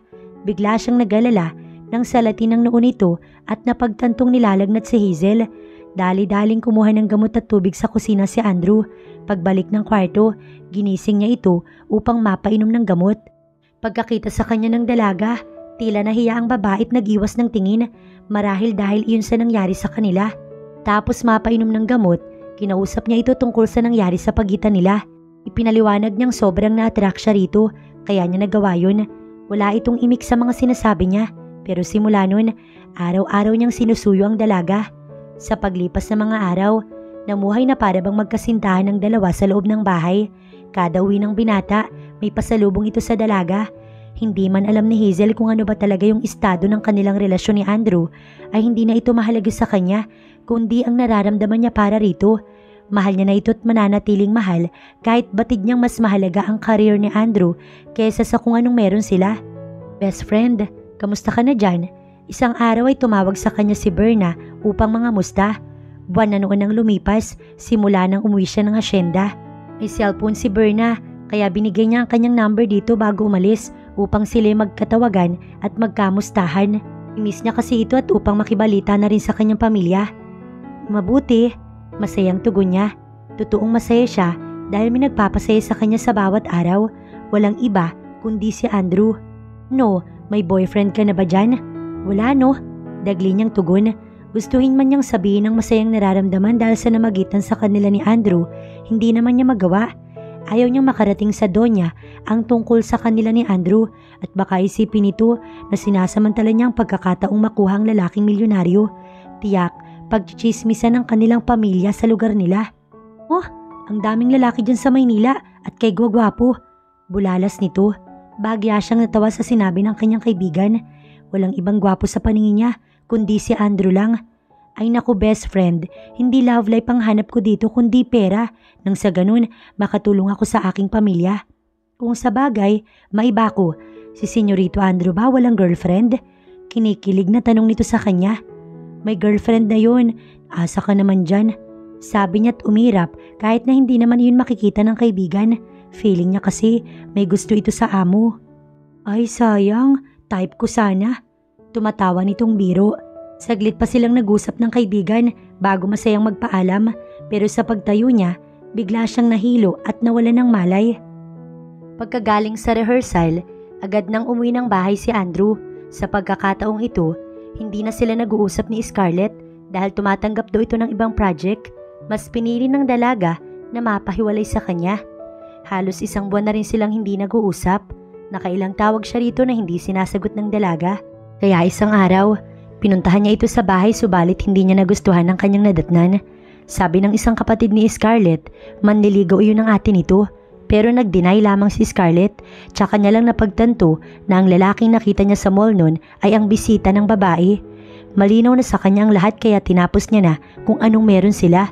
Simula noon na hindi niya na tinawagan pa si Scarlett at inilalaan na lang niya ang libreng oras para kay Hazel.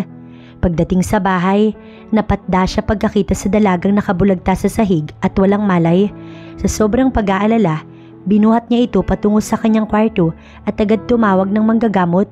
Matapos ng ilang eksamen kay Hazel, ay napag-alamanan niyang nagdadalang tao ito. Tuwang-tuwa siya nang nayakap ang dalaga na hindi alintana na naroon pa ang doktor. Tsaka ito nagpaalam matapos bigyan ng vitamins ang babae dahil mababa nga raw ang dugo nito. "Senyorito, anong nangyari?"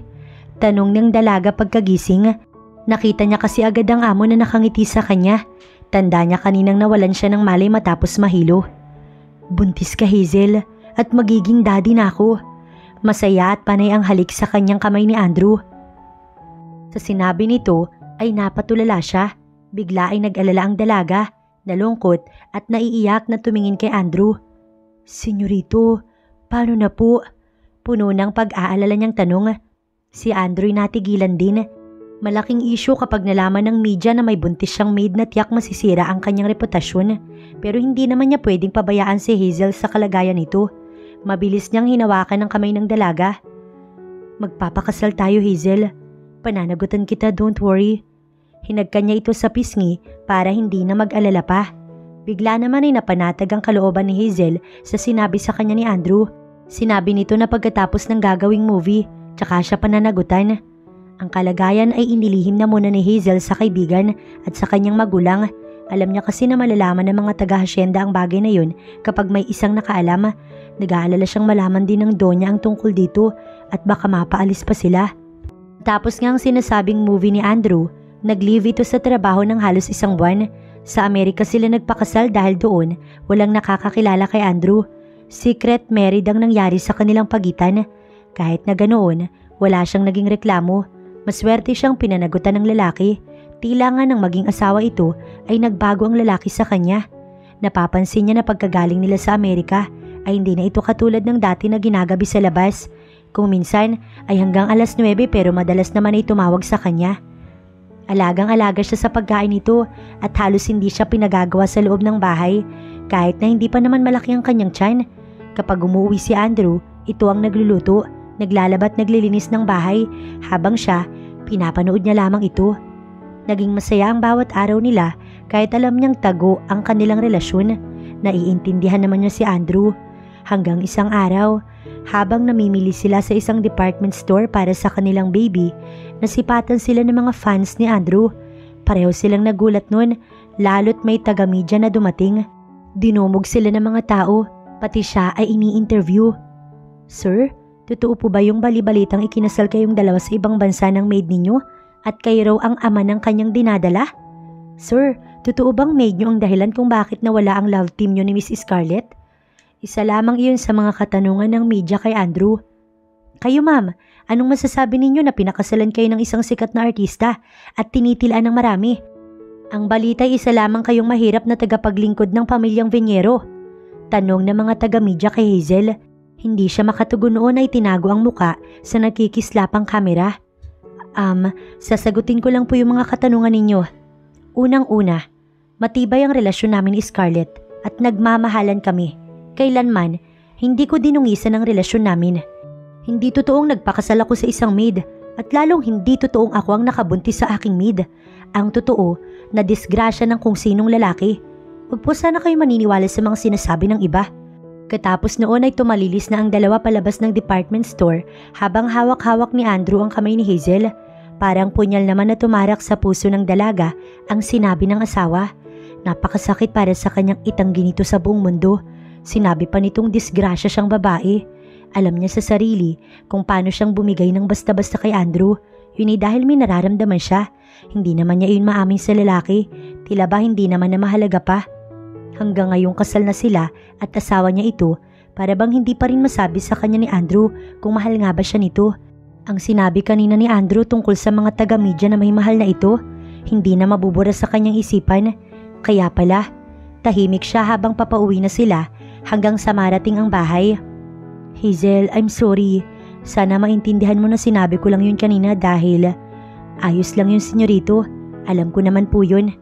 Hindi na pinatapos pa ni Hazel ang sasabihin ni Andrew. Pinilit niyang umiti upang isiping hindi siya nasaktan sa mga narinig kanina. Hazel, hindi okay yun. Dapat magalit ka dahil masakit ang mga sinabi ko sa iyo kanina. Giit pa ni Andrew. Tumitig dito si Hazel. Kung magagalit ba ako ngayon sa iyo, mababago yung tingin ng tao sa akin? Mapait niyang tanong rito. Mahirap lang sila, tanging dignidad lang ang pwedeng ipagmalaki sa sarili dahil wala naman silang pinag-aralan katulad ng mga mayayaman, pero ngayon pakiramdam niya, wala nang natira sa kanya. Natigilan naman si Andrew at napapasunod ng tingin sa babae na nagtungo sa silid nito. Naiinis siya sa sarili dahil nasaktan niya ang babae. Kita niya ito sa mata ng asawa. Galit na sinipa niya ang sofa. Si Hazel naman, hindi napigilan ng luha sa kanyang mga mata pagpasok niya sa kanyang silid. Dahil sa nangyari kanina, hindi mapalagay si Andrew. Nakailang balik na siya sa sala pero hindi pa rin lumalabas ang asawa. 4 na oras nang nakakalipas at heto't gabi na. Nakapagluto na rin siya ng kanilang hapunan. Maya-maya, kinuha ang cellphone at tinawagan ng kalapit na flower shop upang magpa-deliver ng isang punpun ng bulaklak na ibibigay kay Hazel bilang peace offering. Napapabuntong hininga siya habang hawak iyon matapos ma-deliver sa kanyang kondo makalipas lang ng 15 minutes. Nagtungo siya sa kusina at naghain muna bago kinatok ang asawa upang maghapunan. Ayaw niyang sumama ang loob nito sa kanya. Mahal niya si Hazel. Alam niya iyon sa kanyang sarili. Hihingi siya ng sorry at ipapaliwanag niya sa asawa na para sa kanyang career ang ginawang pag-deny dito. Bit-bit ang bulaklak na kumatok siya sa pinto ng kwarto nito, pero nakailang katok na siya ay wala pa rin. Nilapag niya ang bulaklak sa center table tsaka kinuha ang susi ng kwarto. Napaangat naman ang mukha ni Hazel pagkarinig ng katok mula sa pintuan. Alam niyang si Andrew ang kumakatok na yun, pero hindi siya tumayo sa kanyang kinahihigaan upang pagbuksan ng asawa. Tapos na siyang umiyak noon pero hindi niya pa rin maiwasang sumama ang loob. Pinigilan lamang talaga niya ang kanyang mga luha sa harapan nito kanina dahil ayaw niyang magmukhang kawawa. Sa simula pa lang bago siya nagpakasal kay Andrew, alam niyang may pangalan itong iniingatan. Hindi lang maiwasan ng katulad kanina. Hindi siya naging handa. Unang pagkakataong nasaktan siya ng binata. Maya-maya, bumukas ang pintuan at pumasok si Andrew. Nainip marahil ito sa kakakatok sa labas ng pinto. Marahang mga hakbang ang kanyang narinig bago lumundo ang kama kaya alam niyang umupo si Andrew. Pero hindi siya natinag at nanatiling nakahiga at pikit ang mga mata. I'm sorry Hazel, patawarin mo sana ako. Naramdaman ni Hazel ang pagdantay ng palad nito sa kanyang braso at pilit siyang iniharap. Bumuntong hininga pa ito matapos siyang yakapin. I'm sorry, hindi ko sinasadyang saktan ka. Please, maniwala ka sa akin. Mahal kita Hazel. Pag-amin ng lalaki. Sa narinig, parang bula na naglaho ang lahat ng sama ng loob ni Hazel sa asawa. Mahal mo ko Andrew? Naiiyak niyang tanong. Nagniningning ang kanyang mga mata. Yes sweetie, I love you so much. Please, patawarin mo na ako. Hinaplos ni Andrew ang magkabilang pisngi ng asawa bago hinagkan sa labi. Mahal din kita Andrew. Sa wakas ay pag-amin din ni Hazel. Alam ko yun Hazel, sa mga titig mo sa akin, sa mga halik mo't sa pag-aalaga mo, nararamdaman ko yun. Tugon ng lalaking nakangiti. Napanguso naman siya. Bistado na pala siya ng asawa kaya wala na siyang magawa kundi ito'y patawarin. Okay, pinapatawad na kita Andrew. Ang sabi niya na lamang. Yes, thank you wife. Tsaka masuyo siyang niyakap at muling hinagkan. Ilang sandali pa, buhat-buhat na siya ni Andrew patungo sa komedor. Andrew, ibaba mo nga ako. Kung todo kapit si Hazel sa leeg ng asawa sa takot na mahulog, pero tinawanan lamang siya nito at hinalikan sa pisngi. Nang maiupo sa silya, saglit itong nagtungo sa sala at pagbalik, may dala ng isang punpun ng bulaklak. Kasama to sa peace offering ko. Since napatawad mo na ako, pasasalamat na lang. Nakakaakit ang ngiti nito sa labi na pinakawalan at tumabi sa kanya. Sa pag-upo ay kasabay ang pagpulupot ng braso sa kanyang bewang. Sino bang kayang tiisin ng isang Andrew Venreo? Tama nga ang interview sa kanya kanina. Ano nga ba ang masasabi niyang pinakasalan ng isang sikat na katulad ni Andrew kung... Salamat Andrew. Kasabay niyang ipinangako sa sarili na hindi napapaapekto sa kahit ano pa mang maririnig mula sa media tungkol kay Andrew. Dahil alam niyang para lamang iyon sa trabaho ng asawa. Ang mahalaga sa kanya, mahal siya nito. Matapos nilang kumain, si Andrew na ang naghugas ng plato pero nanatili siya sa tabi ng lalaki dahil request nitong panoorin niya ito. Pabor naman iyon sa kanya dahil kung mayroon siyang gustong gawin, yun ay ang pagmasdan ng asawa araw-araw. Pagkatapos, sabay na nilang tutunguhin ng silid. Inalalayan pa siya nitong humiga, magkaharap sila at nakatitig sa isa't isa. Alam ni Andrew na marami pa silang pagdadaan ng mag-asawa pero gusto niyang sana sa mga susunod na araw malalagpasan nila ito. Hinaplos niya ang pisngi ng asawa bago ito niyakap, ganoon din ang ginawa nito tsaka sila natulog ng sabay. Kinabukasan, isang talk show ang inimbitahan sina Andrew at Scarlett para sa isang interview ukol sa nangyaring issue ng hiwalayan nilang dalawa na kumalat sa social media. Hindi na nagtaka pa si Andrew kung bakit inihatid ito ng lalaking manliligaw. Baliwala lamang iyon sa kanya dahil may mahal na rin naman siyang iba. Gusto niya rin namang maging masaya ang dating kasintahan. Alam niyang ayaw na siya nitong makita pero para sa mga fans nila, napilitan itong siya'y kausapin. Habang ini-interview sila sa harap ng kamera, nakahawak pa ito sa kanya. Pareho nilang sinabi na hindi sila nagkakalabuan, kundi ay busy lamang sa magkahiwalay na proyekto. Pinabulaanan din ni Scarlett ang issue na may iba na itong boyfriend na nakuhanan ng larawan sa isang mall.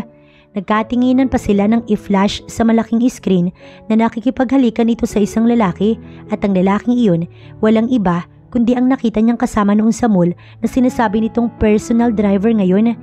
Pero artista si Scarlett at para sa career nito, gagawin lahat para lang magsinungaling, katulad lang din ang ginawa niya noon sa department store.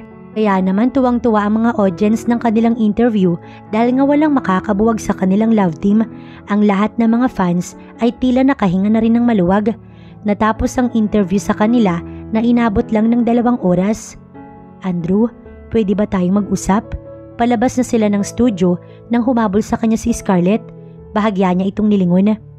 Alam kong galit ka sa akin dahil iniiwasan kita. Pero oo, aaminin kong boyfriend ko na si Frank. Sana walang magbago sa atin. Okay lang ba kung ipagpatuloy pa rin natin ang relasyong to? Alam mo namang kailangan kita. Kaya ako lang naman sinagot si Frank dahil umaasa ko makakatulong siya sa karir ko. May 1 taon na akong contract abroad for modeling. Sana maunawaan mo ko, Andrew. Naawa siyang pinagmasdan si Scarlett. Hindi niya mapaniwalaan ang naririnig niya mula rito. Talagang kaya nitong gawin lahat. Tinignan niya ito at huminto sa paglalakad. Magkano ba ang kailangan mo, Scarlett? Diretsyong tanong niya rito kaya nagbago ang ekspresyon ng mukha nito. Hindi ito nakaimik. I'm sorry, Scarlett, pero may mahal na akong iba. Malayong malayo sa'yo.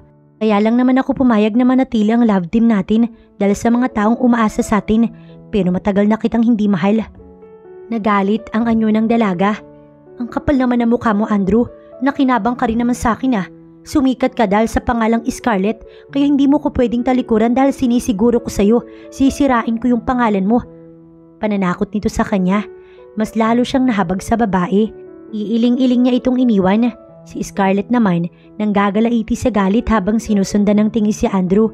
Pagbabayaran nito ang pambabastos nito sa kanya. Luluhod itong magmamakaawa sa kanyang harapan. Makikilala ni Andrew kung sino nga ba si Scarlett. Habang nag-iimpake si Andrew, hindi maiwasang malungkot ni Hazel. Paano? 1 linggo na naman ito sa Baguio para sa taping. Pakiramdam niya'y napakatagal ng 1 linggo na wala ito. Naisa na niyang pakiusapan itong wag nang tumuloy, pero alam niya kung gaano nito kamahal ang karir. Andrew, kasama mo ba si Scarlett? Alanganing tanong niya.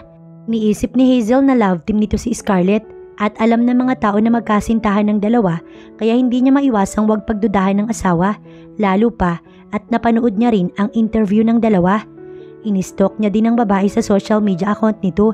Kung ikukumpara siya rito, wala siya sa kalingkingan ng babae. Ganda, sexy at social tignan. Maganda rin naman siya pero hindi kasing ganda ni Scarlett.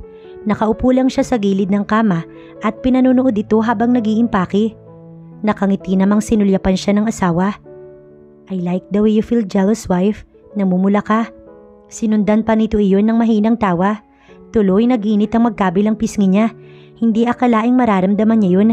Nag-iwas siya ng tingin dito, tila ba nahihiya. Kung tutuusin, mas nakakahigit siya kay Scarlett dahil asawa siya ni Andrew. Mas pinili siya nitong pakasalan. Hindi niya lang maiwasang magselos bilang mahal niya ng sobra ang asawa. Natatakot siyang mawala ito sa kanya. Nilapitan naman siya ng lalaki at paluhod itong umupo sa harap niya. Malambing pa siya nitong niyakap at hinagkan sa kanyang tiyan. Ito ang tandaan mo, Hazel. Ikaw lang at ang anak ko yung pinakamahalaga sa akin bukod sa karir ko. Kaya magtiwala ka sa akin, okay? Matagal siyang tinitigan nito bago hinaplos ang kanyang pisngi tsaka siya niyakap. Si Hazel naman niyakap din ng asawa. Nasanay na siyang katabi itong matulog kaya mamimiss niya ang bawat umaga na hindi ito magigisnan sa kanyang tabi. Huwag ka na malungkot, baka magbago pa yung isip ko. Isa pa hindi siya kasama. Pinilit niyang umiti para lamang maging panatag din ito sa pag-alis. Minabuting tulungan na lang ang asawa sa pag-iimpake. Samantala, planado na ni Scarlett ang lahat upang sirain hindi lang career kundi pati buhay ni Andrew. Nakot niya si Janine Guevara upang umatras ito sa pinirmahan nitong contract as love team ni Andrew sa gaganaping movie sa Baguio. Magugulat marahil ang lahat kung bakit hindi ito sisipot sa tiping at panigurado siyang mapipilitan ng production manager na kunin siyang proxy ni Janine sa pelikulang Dangerous Lover kaysa naman masayang ang pondo para sa movie na yun. Hindi siya papayag na ganun-ganun lang siyang ipahiya ni Andrew. Ilalabas niya lahat ng baho nito sa pagpatol sa isang maid na ipinagpalit lamang sa kanya. Hindi siya makapaniwala na handa siya nitong talikuran para lamang sa mababang uri ng babae. Kinabukasan, maagang bumiyahe si Scarlett patungong Baguio. Alam niya kung saang hotel nakabukang buong cast kaya hindi siya nahirapan. 4:00 ng hapon dumating ang grupo at 2 oras lamang ang ibinigay sa mga artista upang magpahinga at nag-rehearse na kaagad. Bang nagbibihis si Andrew, hawak-hawak nito ang script. Pinag-aaralan niya ang bawat sasabihin. First time niyang makakatrabaho si Janine kaya naman hirap siyang alalayan ng dalaga sa pag-arte. Madalas ay kemi ito at tila nahihiya pa sa kanya, lalo na pagdating sa hot scene. Minsan, nauubos ang oras nila sa rehearsal pero kapag nasa taping na mismo, nawawala ito sa tema. Sabi ni Manager Chanyi, iba pa rin si Scarlett na sanay sa tambalan nilang dalawa pero wala silang magagawa dahil mas pinili nito ang offer sa ibang bansa. 30 minutos bago magsimula ang rehearsal, napansin ng lahat na wala pa si Janine. Tinawagan kaagad dito ni Manager Chanyi pero out of coverage. Problemado ang lahat nang biglang dumating si Scarlett na nagsabing tinawagan daw ito ni Janine na hindi makakarating at nakiusap sa dalaga na ito na ang sumipot. Agad namang nagpasalamat ang lahat sa pagdating nito. Kasunod, sinimulan na ang rehearsal at pagkatapos nun, naghiwa-hiwalay na ang lahat na bumalik ng silid. Kinabukasan, matagumpay ang kanilang taping. Wala naman sa plano na si Scarlett ang kanyang partner at mukhang ikinatuwa pa ng direktor dahil madali lang para kay Scarlett na umarte sa harap ng kamera dahil mas bihasa ito kaysa kay Janine kaya mas napadali ang kanilang taping na umabot lamang ng 5 araw. Sa huling gabi nila sa Baguio, nag-aya ang buong cast na kumain ng sabay-sabay sa isang restaurant pero dahil kasama si Scarlett, mas pinili niyang bumalik na lang sa hotel na tinutuluyan upang magpahinga roon. Ganoon din ang ginawa ni Scarlett, tumanggi ito at sumabay na rin sa kanya pag-uwi kahit na iniiwasan niya ang dalaga. Pagdating sa silid, dumiretso si Andrew sa banyo upang maligo habang si Hazel inip na inip sa mga sandaling yun. Sa araw-araw na wala siyang ibang makausap maliban sa kaibigan na natatawagan niya paminsan, talagang naiinip siya. Sa umaga, madalas silang nag-uusap ng asawa dahil busy ito sa maghapon.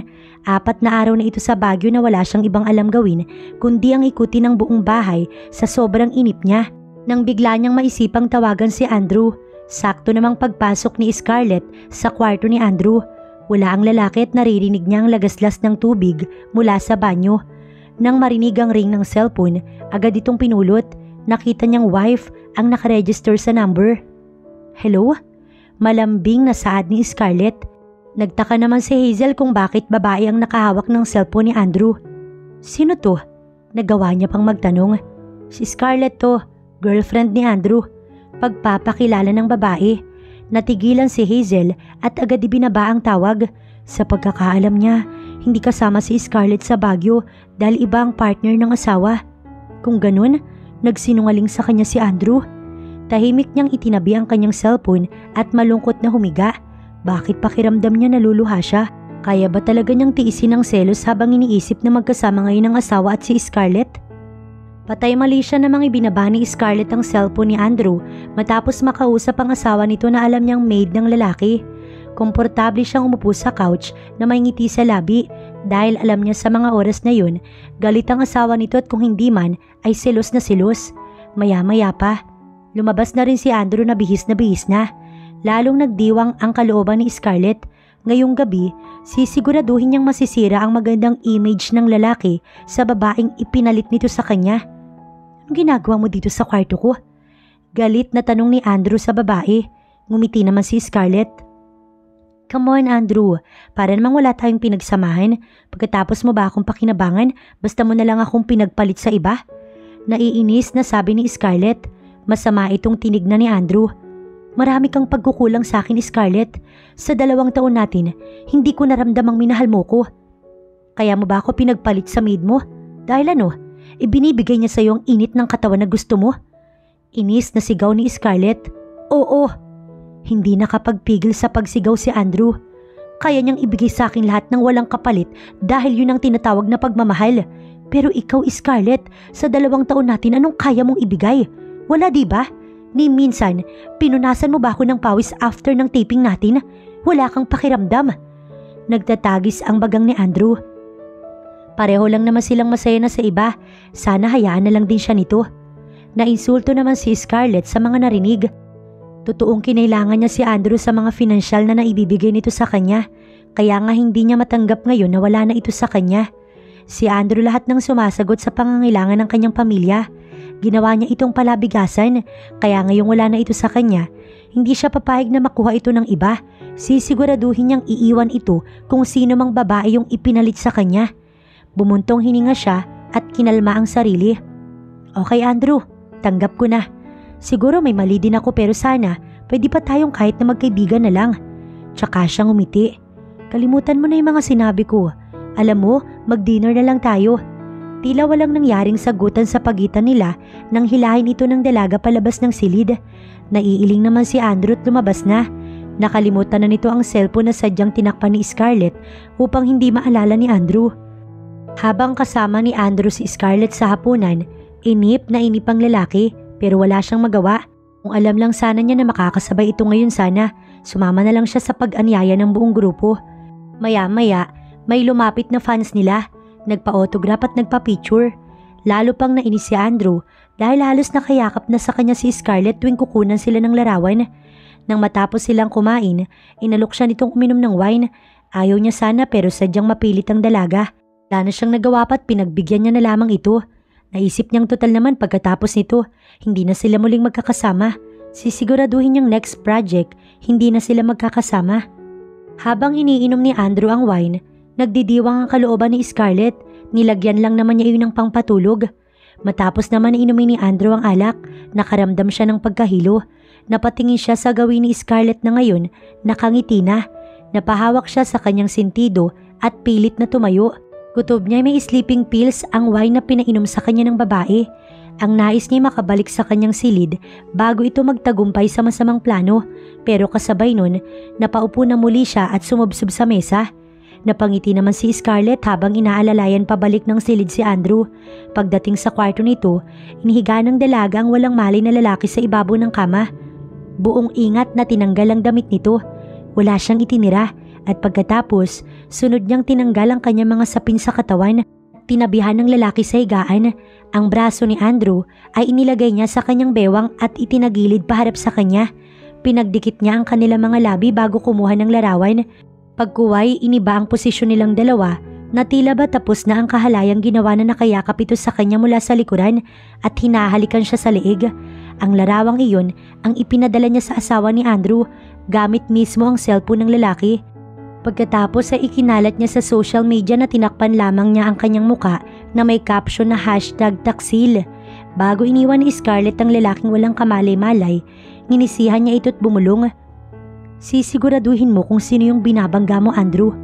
Iiwanan ka ng asawa mo at masisira yung image mo sa mga fans mo. Sino ang kawawa sa ating dalawa? Pagkasabi nun, humahalakhak ang dalaga na pangkontrabida. Kinaumagahan, pasado 5:00 nang magising si Andrew. Masakit ang kanyang ulo. Alala niya bigla ang nangyari kagabi. Ang tanda niya, pinatulog siya ni Scarlett pero sa pagtataka niya, maayos naman siyang nakahiga sa kama at para namang walang kakaibang nangyari. Bumangon siya kaya tumambad ang hubad na katawan. Napakunot noon naman siya at pinakiramdaman ng sarili pero wala talagang nangyari. Agad nagtuloy sa banyo upang maligo. Wala na siyang balak pang sumabay sa cast dahil gusto niya nang makabalik sa Maynila sa araw na iyon upang isurprise ang asawa. Inayos niya na ang kanyang gamit tsaka nag-check out sa hotel na kanyang tinutuluyan. Nagpadala na lamang siya ng mensahe sa kanyang manager na mauuna na siyang umuwi. Pero sa kasamaang palad, wala nang madadat ng asawa si Andrew sa bahay dahil kagabi pa nakita ni Hazel ang mga hubad na larawang ipinadala mismo ng asawa sa kanya. Bukod dun ay may mensahe ang lalaki sa kanya na hindi siya nito mahal. Para siyang pinagsakluban ng langit at lupa sa mga sandaling yun. Hindi siya makapaniwala sa mga nakitang larawan at sa nabasang mensahe ni Andrew. Namamalisbis ang kanyang luha sa sama ng loob habang nililisan ang bahay ni Andrew kinaumagahan. Habang papalabas ng hotel, narinig ni Andrew ang pagtunog ng kanyang cellphone. Si Manager Chani iyon ang kanyang tignan. Marahil nabasa na nito ang kanyang mensahe na mauuna na sa Maynila. Alam niyang kasabay nito ang kasamahang artista, kaya nagtataka siya sa pagtawag na iyon. Tumitili ang baklang manager niya nang sagutin ang kanyang cellphone na labis niyang ikinagulat. Andrew, nakita mo na ba yung mga hubad mong katawan na pinagkakaguluhan sa social media? Kalat na. 2 million shares niya. Masisira ang karir mong lalaki ka. Halos matulili siya sa lakas ng boses ni Madam Chanyi. Nagpantig ang tenga niya sa narinig. Mabilis na ibinaba ang tawag nito upang tignan ang nasabing larawan. Naikuyom niya ang kamao sa galit. May kasama siyang babae sa larawan at halatang si Scarlett yun kahit na tinakpan pa nito ang muka. Kilalang kilala niya ito at wala siyang ibang kasama sa hotel kagabi kundi ang babae lamang. Kaya pala siya pinatulog ng babae dahil may masama itong balak sa kanya. Binalikan niya pa si Scarlett sa hotel na inukupan nito para kumprontahin pero nakapag-check out na raw ang babae kaninang madaling araw pa. Sa takot marahil na itong magkaharap sila. Bilis na tumawag sa pamunuan ng social media upang ipabura ang nasabing larawan at agad kinasuhan ng nag-post nun. Sisiguraduhin niyang makukulong si Scarlett sa paninira nito sa kanyang pangalan. Pagkagaling sa Baguio, dumiretso siya sa studio sa pagbabakasakaling maabutan pa niya ang babae kung nagtungo man ito doon pero nabigo siya. Kaya minabuting umuwi sa kanyang kondo upang magulat sa madadat na nila dahil sa mga sandaling yun, wala na ang kanyang asawa at maging ang mga gamit nito. Ni walang bakas na iniwan ng asawa.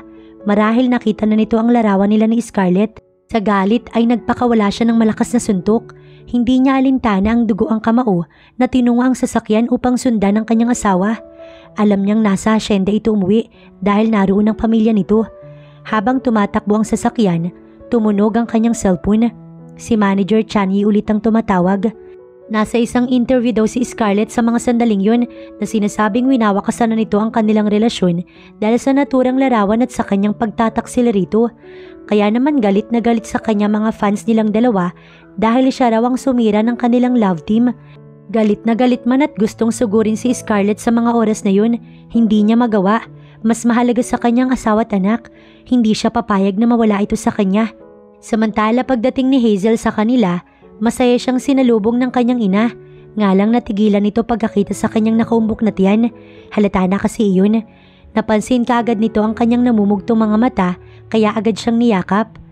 Anong nangyari anak? Ito man ay naiiyak din. Sa halip na sumagot, lalo pang umiyak si Hazel.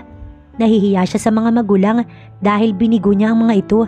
Takot man sabihin ng kanyang sinapit, kailangan niyang ipagtapat ito dahil walang ibang makakatulong sa kanyang kalagayan kundi ito lamang. Inay, buntis ho ako. Iiyak na saad ni Hazel. Ano? Buntis ka? Tila nagulat naman ang kanyang ama sa narinig. Wala siyang kamalay-malay na nasa loob pala ito ng bahay at narinig ang kanyang sinabi. Sakto pala at patungo pa lamang ito sa trabaho. Inalalayan muna siya ng ina sa loob ng bahay at inuupo sa isang silya. Sino ang ama ng dinadala mo anak? Pananagutan ka ba niya? Mahinahong tanong ng kanyang ina kahit tila na maiiyak na ito. May GF na po siya inay itay. Malinaw na sa kanyang mga nakitang larawan ni na Scarlett at Andrew. Alam niyang sa mga sandaling yun, may maganda nang napag-usapan ng dalawa. Hindi niya napahihirapan ang kanyang sarili, masasaktan lamang siya. Sa galit ng ama sa narinig, nasipa nito ang isang silya kaya iyon ay tumalsik. Naiyak naman ang tuluyan ng kanyang ina na agad dinawat ang asawa. Labis man ang pag-aalala na naramdaman ni Perla para kay Hazel, wala naman siyang magawa kundi hayaan ang asawa sa galit nito. Alam naman niya na matatanggap din ito ang naging kapalaran ng kanilang panganay. Niyakap na lang si Hazel at handang protektahan kapag sinaktan ito ng asawa dahil sa matinding galit. "Itay, patawarin niyo po ko. Hindi ko po sinasadya." Hagulgol ni Hazel na humihingi ng tawad. Kulang na lamang ay lumuhod ito. "Greg, nandyan na yan. Tanggapin na lang natin." Nakakaunawang wika ni Perla. "Kaya mo bang pabayaan na lang yung anak mo sa panahong to? Kailangan niya tayo ngayon at sana pairalin mo yung pusong ama." Mahinahong saad ni Perla na tinatansya ang asawa pero hindi naman kumalma si Greg. Hinarap nito si Hazel. "Bakit mo hinayaang mangyari to, Hazel? Dangal lang ang mayroon tayo. Paano mo nagawang magpabuntis sa lalaking may kasintahan na? Sino ang lalaking ito? Sino, Hazel?" Galit pa rin itong tanong. Panandaliang nawala ng kibo si Hazel pero narealize niyang kailangang malaman ng kanyang mga magulang. "Si Senyorito Andrew po, Inay, Itay." Patuloy na pag-iyak ni Hazel. Napamura ang kanyang ama lalo sa galit habang ang ina niya ay nagulat. "Anak naman, bakit ka nagpauto kay Senyorito? Langit at lupa ang agwat ninyong dalawa. Hindi kayo para sa isa't isa." Pahayag ng kanyang ina. "Teka, pinilit ka ba niya?" Singit naman ng kanyang ama. Umiling naman ang babae kaya tuluyang nanlumo ang mag-asawa sa sinapit ng anak sa kamay ng amo. At dahil sa kinasangkutang problema ng anak, nagpa siya si Greg na lisanin ng hasyenda. Ayaw nilang malaman ng donya ang pangyayaring yun. Malaking kahiyan ito sa kanilang pamilya. Nag-impake ang pamilya at sa araw ding iyon, nilisan nila ang hasyenda Vinreo. Nagtungo sila sa nag-iisang kapatid ng ama sa malayong probinsya na si Tita Maribel. Doon nila napagpasyahang magsimula ng panibagong buhay at dito nais kalimutan ni Hazel ang asawa. Bubuhayin niyang mag-isang anak niya. Pagdating ni Andrew sa mansyon, agad hinanap ang kaibigan ni Hazel na siyang pwedeng makapagturo sa kanya kung saan ito nakatira. Pasado 2:00 na iyon ng hapon dahil sa malas, nasiraan siya ng kotse at kinailangan pa niya yung ipaayos. Madali lang sana niyang makakausap ang asawa kung hindi nakapatay ang cellphone nito. "Senyorito, bakit niyo po hinahanap si Hazel? Di ba nga nasa Maynila siya at katulong ninyo?" Pagtataka ni Berna. Maging ang dalawang katulong sa mansyon ay nagulat sa pagdating ng amo samantalang bibihira itong umuwi. "Mamaya na ako magpapaliwanag. Pwedeng sumama ka muna." Nagpatiuna naman si Andrew sa palabas. "Samahan mo na." Pagtataboy ni Susie sa kanya kaya patakbong sumunod si Berna sa amo.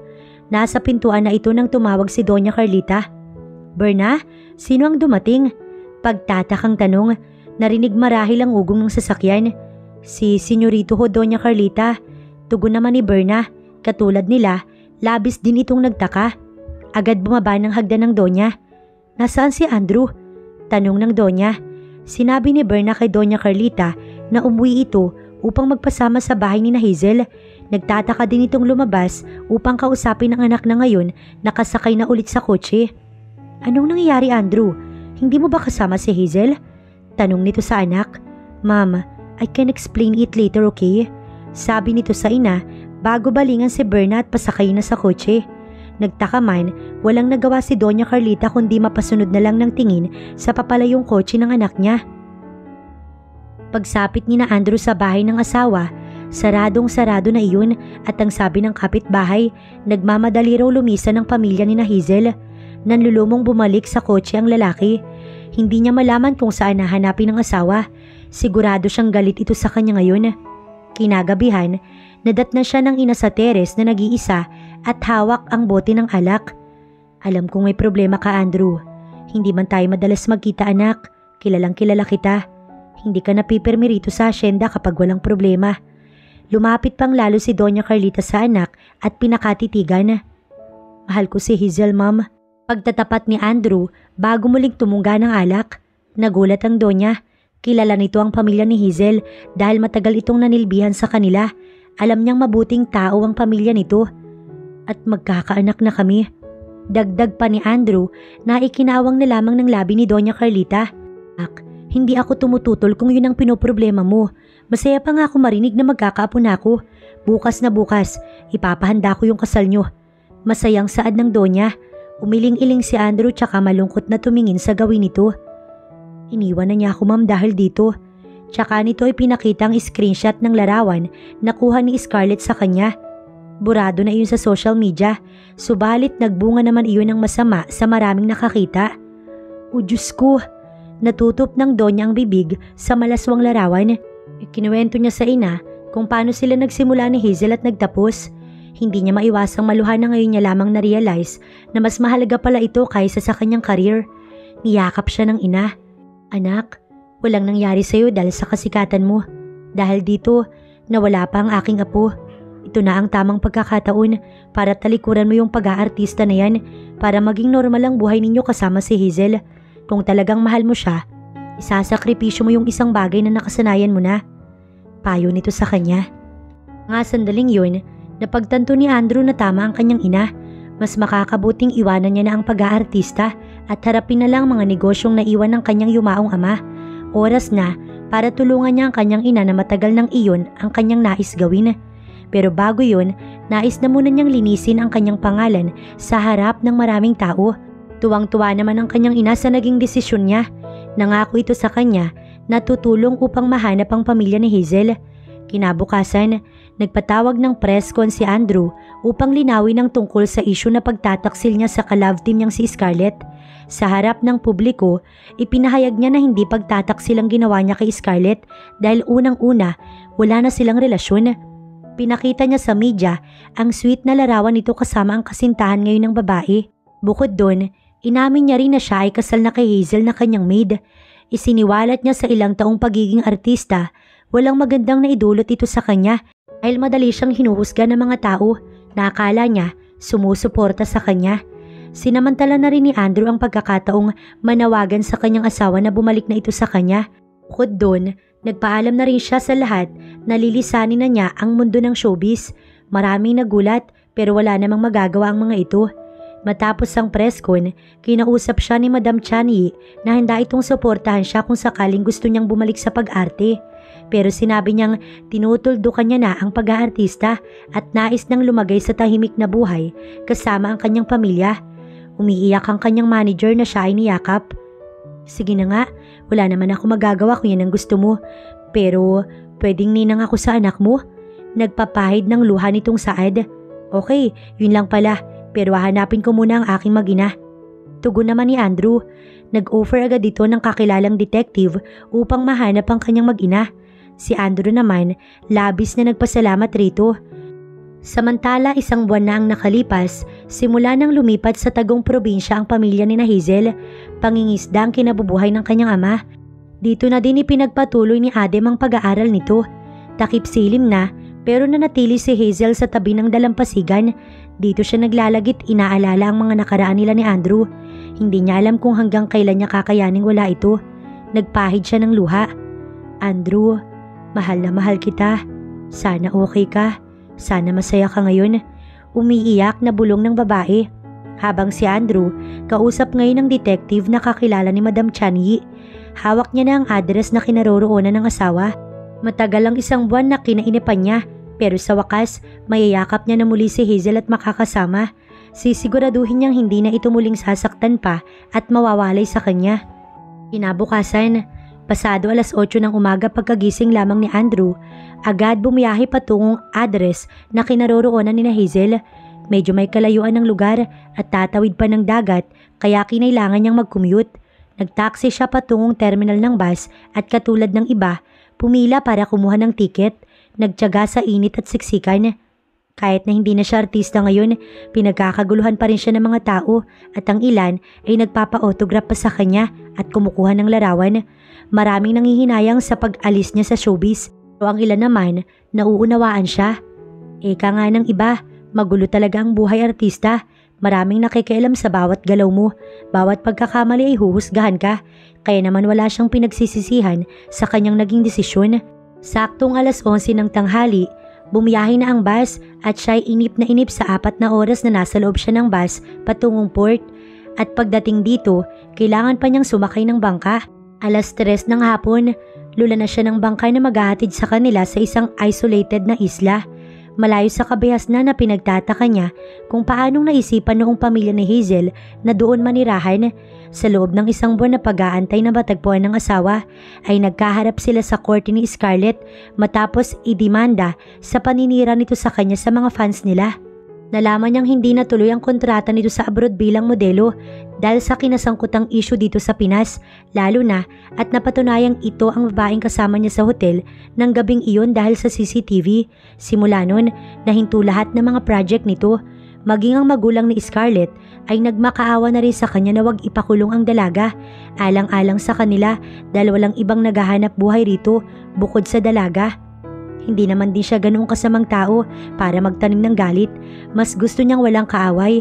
Isa pa, naging bahagi din naman ito ng buhay niya at minsan niyang minahal kaya inurong niya ang demanda kay Scarlett pero sinabi niyang wag na itong magpapakita pa sa kanya. Hanggang sa 3 linggo lamang ang lumipas, nabalitaan niyang nagpakasal ito sa matandang negosyante dahil sa nakipaghiwalay ito kay Frank. Maluwang ang ngiti ni Andrew nang bumaba sa bangka pagkarating niya sa isla. Dama niya agad ang kaba sa dibdib dahil sa excitement. Sa wakas kasi, makikita niya na ang asawa. Habang naglalakad patungo sa sakyan ng tricycle, tinawagan na rin niya ang kanyang ina dahil sabi nga nito, balitaan niya kapag may alam na siya kung nasaan ang asawa. Matagal na rin kasi itong naghihintay na makita si Hazel. Iho, pwede bang dito mo agad dalhin ang iyong mag-ina? Wari ba mas excited pa sa kanya? Naririnig niya kasi ang masaya nitong boses sa kabilang linya. Ma'am, kinakabahan ako. Tiyak na galit ang magulang ni Hazel sa akin. Tanggapin mo lahat ng sasabihin ni Greg at Perla. Dahil inilihim niyo itong dalawa sa kanila at sinaktan mo si Hazel. Kaya handa mo yung sarili mo, anak. Lahat ng magulang, walang nais masaktan ng kanilang anak. Paliwanag ng kanyang ina. Bumuga siya ng hangin. Yes, ma'am. Nakahanda na po ko. Lahat gagawin ko mapatawad lamang ni Hazel. Determinado niyang saad. So, good luck, anak. Sana pagbalik mo, kasama mo na ang iyong mag-ina. Thanks, ma'am. Tsaka siya sumakay ng tricycle patungo mismo sa bahay ni na Hazel at wala pang 15 minutes, binaba na siya sa bahay na yari sa kahoy. Walang gate, kaya lumapit na lamang si Andrew sa may hagdan. Tao po, tawag niya habang nakatingala. Maya-maya, may dumungaw na isang may edad na lalaki sa bintana at nag-iba kaagad ang ekspresyon ng mukha nito pagkakita sa kanya. Ikaw? Galit nitong bulalas. Ama ayon ni Hazel na agad na bumaba. Galit na sinunggaban siya ng suntok sa panga kaya siya'y napasuray. Greg, wag! Sigaw naman ang asawa nito mula sa loob ng bahay at madaling inawat ang asawa bago pa man siya tamaan ulit ng malakas na suntok. Itay Greg, magpapaliwanag po ako. Nakataas ang 2 kamay ni Andrew bilang pagsuko. Wala siyang balak lumaban sa ama ng dalaga. Inaasahan niya na itong mangyayari. Sinaktan mo yung anak ko. Pinaglaruan mo yung damdamin ng kaisa-isa kong anak na babae. Sinamantala mo yung kahinaan niya. Mapapatay kita. Galit na wika ni Greg na mga ninganing sunggaban nito ng suntok, kundi nga lang niyakap ito ng umiiyak na asawa. Greg, tama na. Hindi natin ito maayos kung hindi natin makakausap si senyorito. Pagpapakalma ni Perla sa galit na asawa. Itay Greg, mahal ko po yung anak nyo. Nandito po ako para pakasalan si Hazel sa harapan ninyo. Hindi ko sinasadyang saktan siya pero tinalikuran ko na po yung pag-aartista para lamang siya'y makasama. Nagkamali ako kaya sana mapatawad niyo ho ako. Madamdaming saad ni Andrew. Nakita niyang bahagyang kumalma ang anyo nito hanggang sa tuluyang nawala ang galit na ekspresyon na mukha ng lalaki na ipinagpasalamat naman ni Andrew. Nakahinga siya ng maluwag nang patuloyin siya sa loob ng bahay at kausapin tungkol sa pagdadalang tao ng babae. Ipinaliwanag niya na misinterpret ang nakita nitong larawan nila ni Scarlett na ngayon ay naayos na niya kaya sinabi niyang pagkatapos nito wala nang ibang mas mahalaga sa kanya kundi si Hazel at ang anak niya. Matapos nun, hinayaan siyang makausap ng mag-asawa si Hazel na ngayon ay nasa dalampasigan. Sinamahan pa siya ng kapatid nitong si Adam. Sikat ka daw sabi ni ate, pinagkakaguluhan ka ng marami. Gwapo tsaka macho. Ani Adam sa kanya habang naglalakad sila patungong baybayin. Natawa naman siya sa sinabi ng kapatid ni Hazel kaya ginulo niya ang buhok nito. Talaga? Sinabi niya yun? Opo, pero pagkatapos niyang sabihin, bigla na lamang siyang umiyak. Natigilan siya sa narinig at nawala ng kibo. Speechless hanggang sa narating nila ang baybayin na hindi naman kalayuan mula sa bahay. Hayun po siya. Turo nito sa isang babaeng nakaupo sa isang malaking bato at tahimik na nakatanaw sa dagat. Salamat, sige pwede ka nang umuwi. Ginulo niya ang buhok nito. Tumakbo naman si Adam palayo, tsaka niya nilapitan ang tahimik at malungkot na asawa.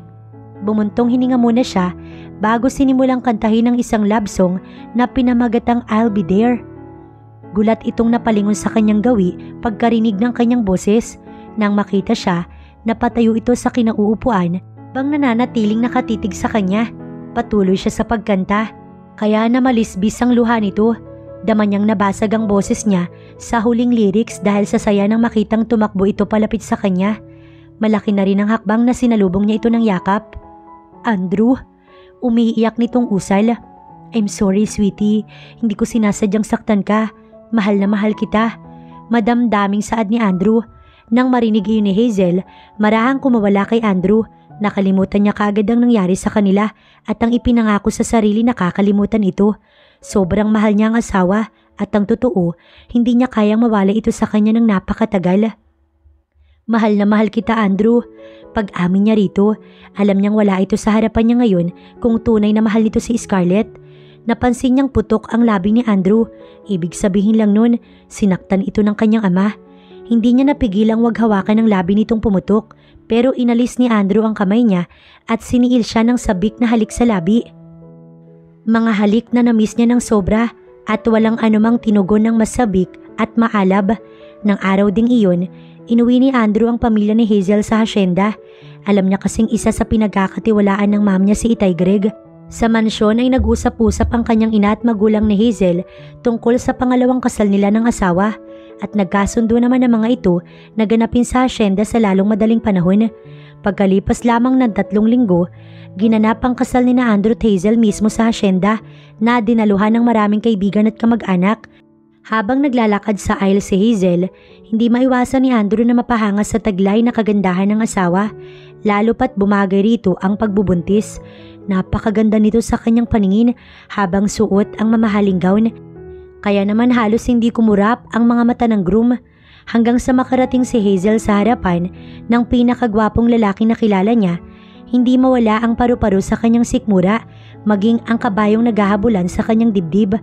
Kapwa may matatamis ng ngiti sa labi ng dalawa hanggang tuluyang makalapit si Hazel kay Andrew. Nag-bless agad si Andrew sa magulang ni Hazel, tsaka dinala na sa altar ang asawa. Pagkatapos ng seremonya ng kasal, dumiretso ang lahat sa mansyon upang doon magtipon-tipon. Lumipas ang ilang buwan ay nagsilang si Hazel ng cute na baby boy na pinangalanan nilang Andre. Simula nun, namuhay ng masaya at masagana ang mag-asawa na tila ba walang pinagdaanan na unos. Sa ngayon, si Andrew na ang namamahala ng company na dati pinatatakbo ng kanyang tito Julius. Natuwa ito dahil makakasama na ang pamilya. Si Hazel naman, naalagaan lamang ang nag-iisa pa lang na anak nila ng lalaki. Ang pangako ni Andrew sa asawa na kailanman ay hindi ito sasaktan at pasasamain ng loob ay nangyari. At hangad niya na sa bawat araw ng kanilang pagsasama, wala nang dumating na problema at kung mayroon man, agad nilang malalagpasan ng magkaagapay.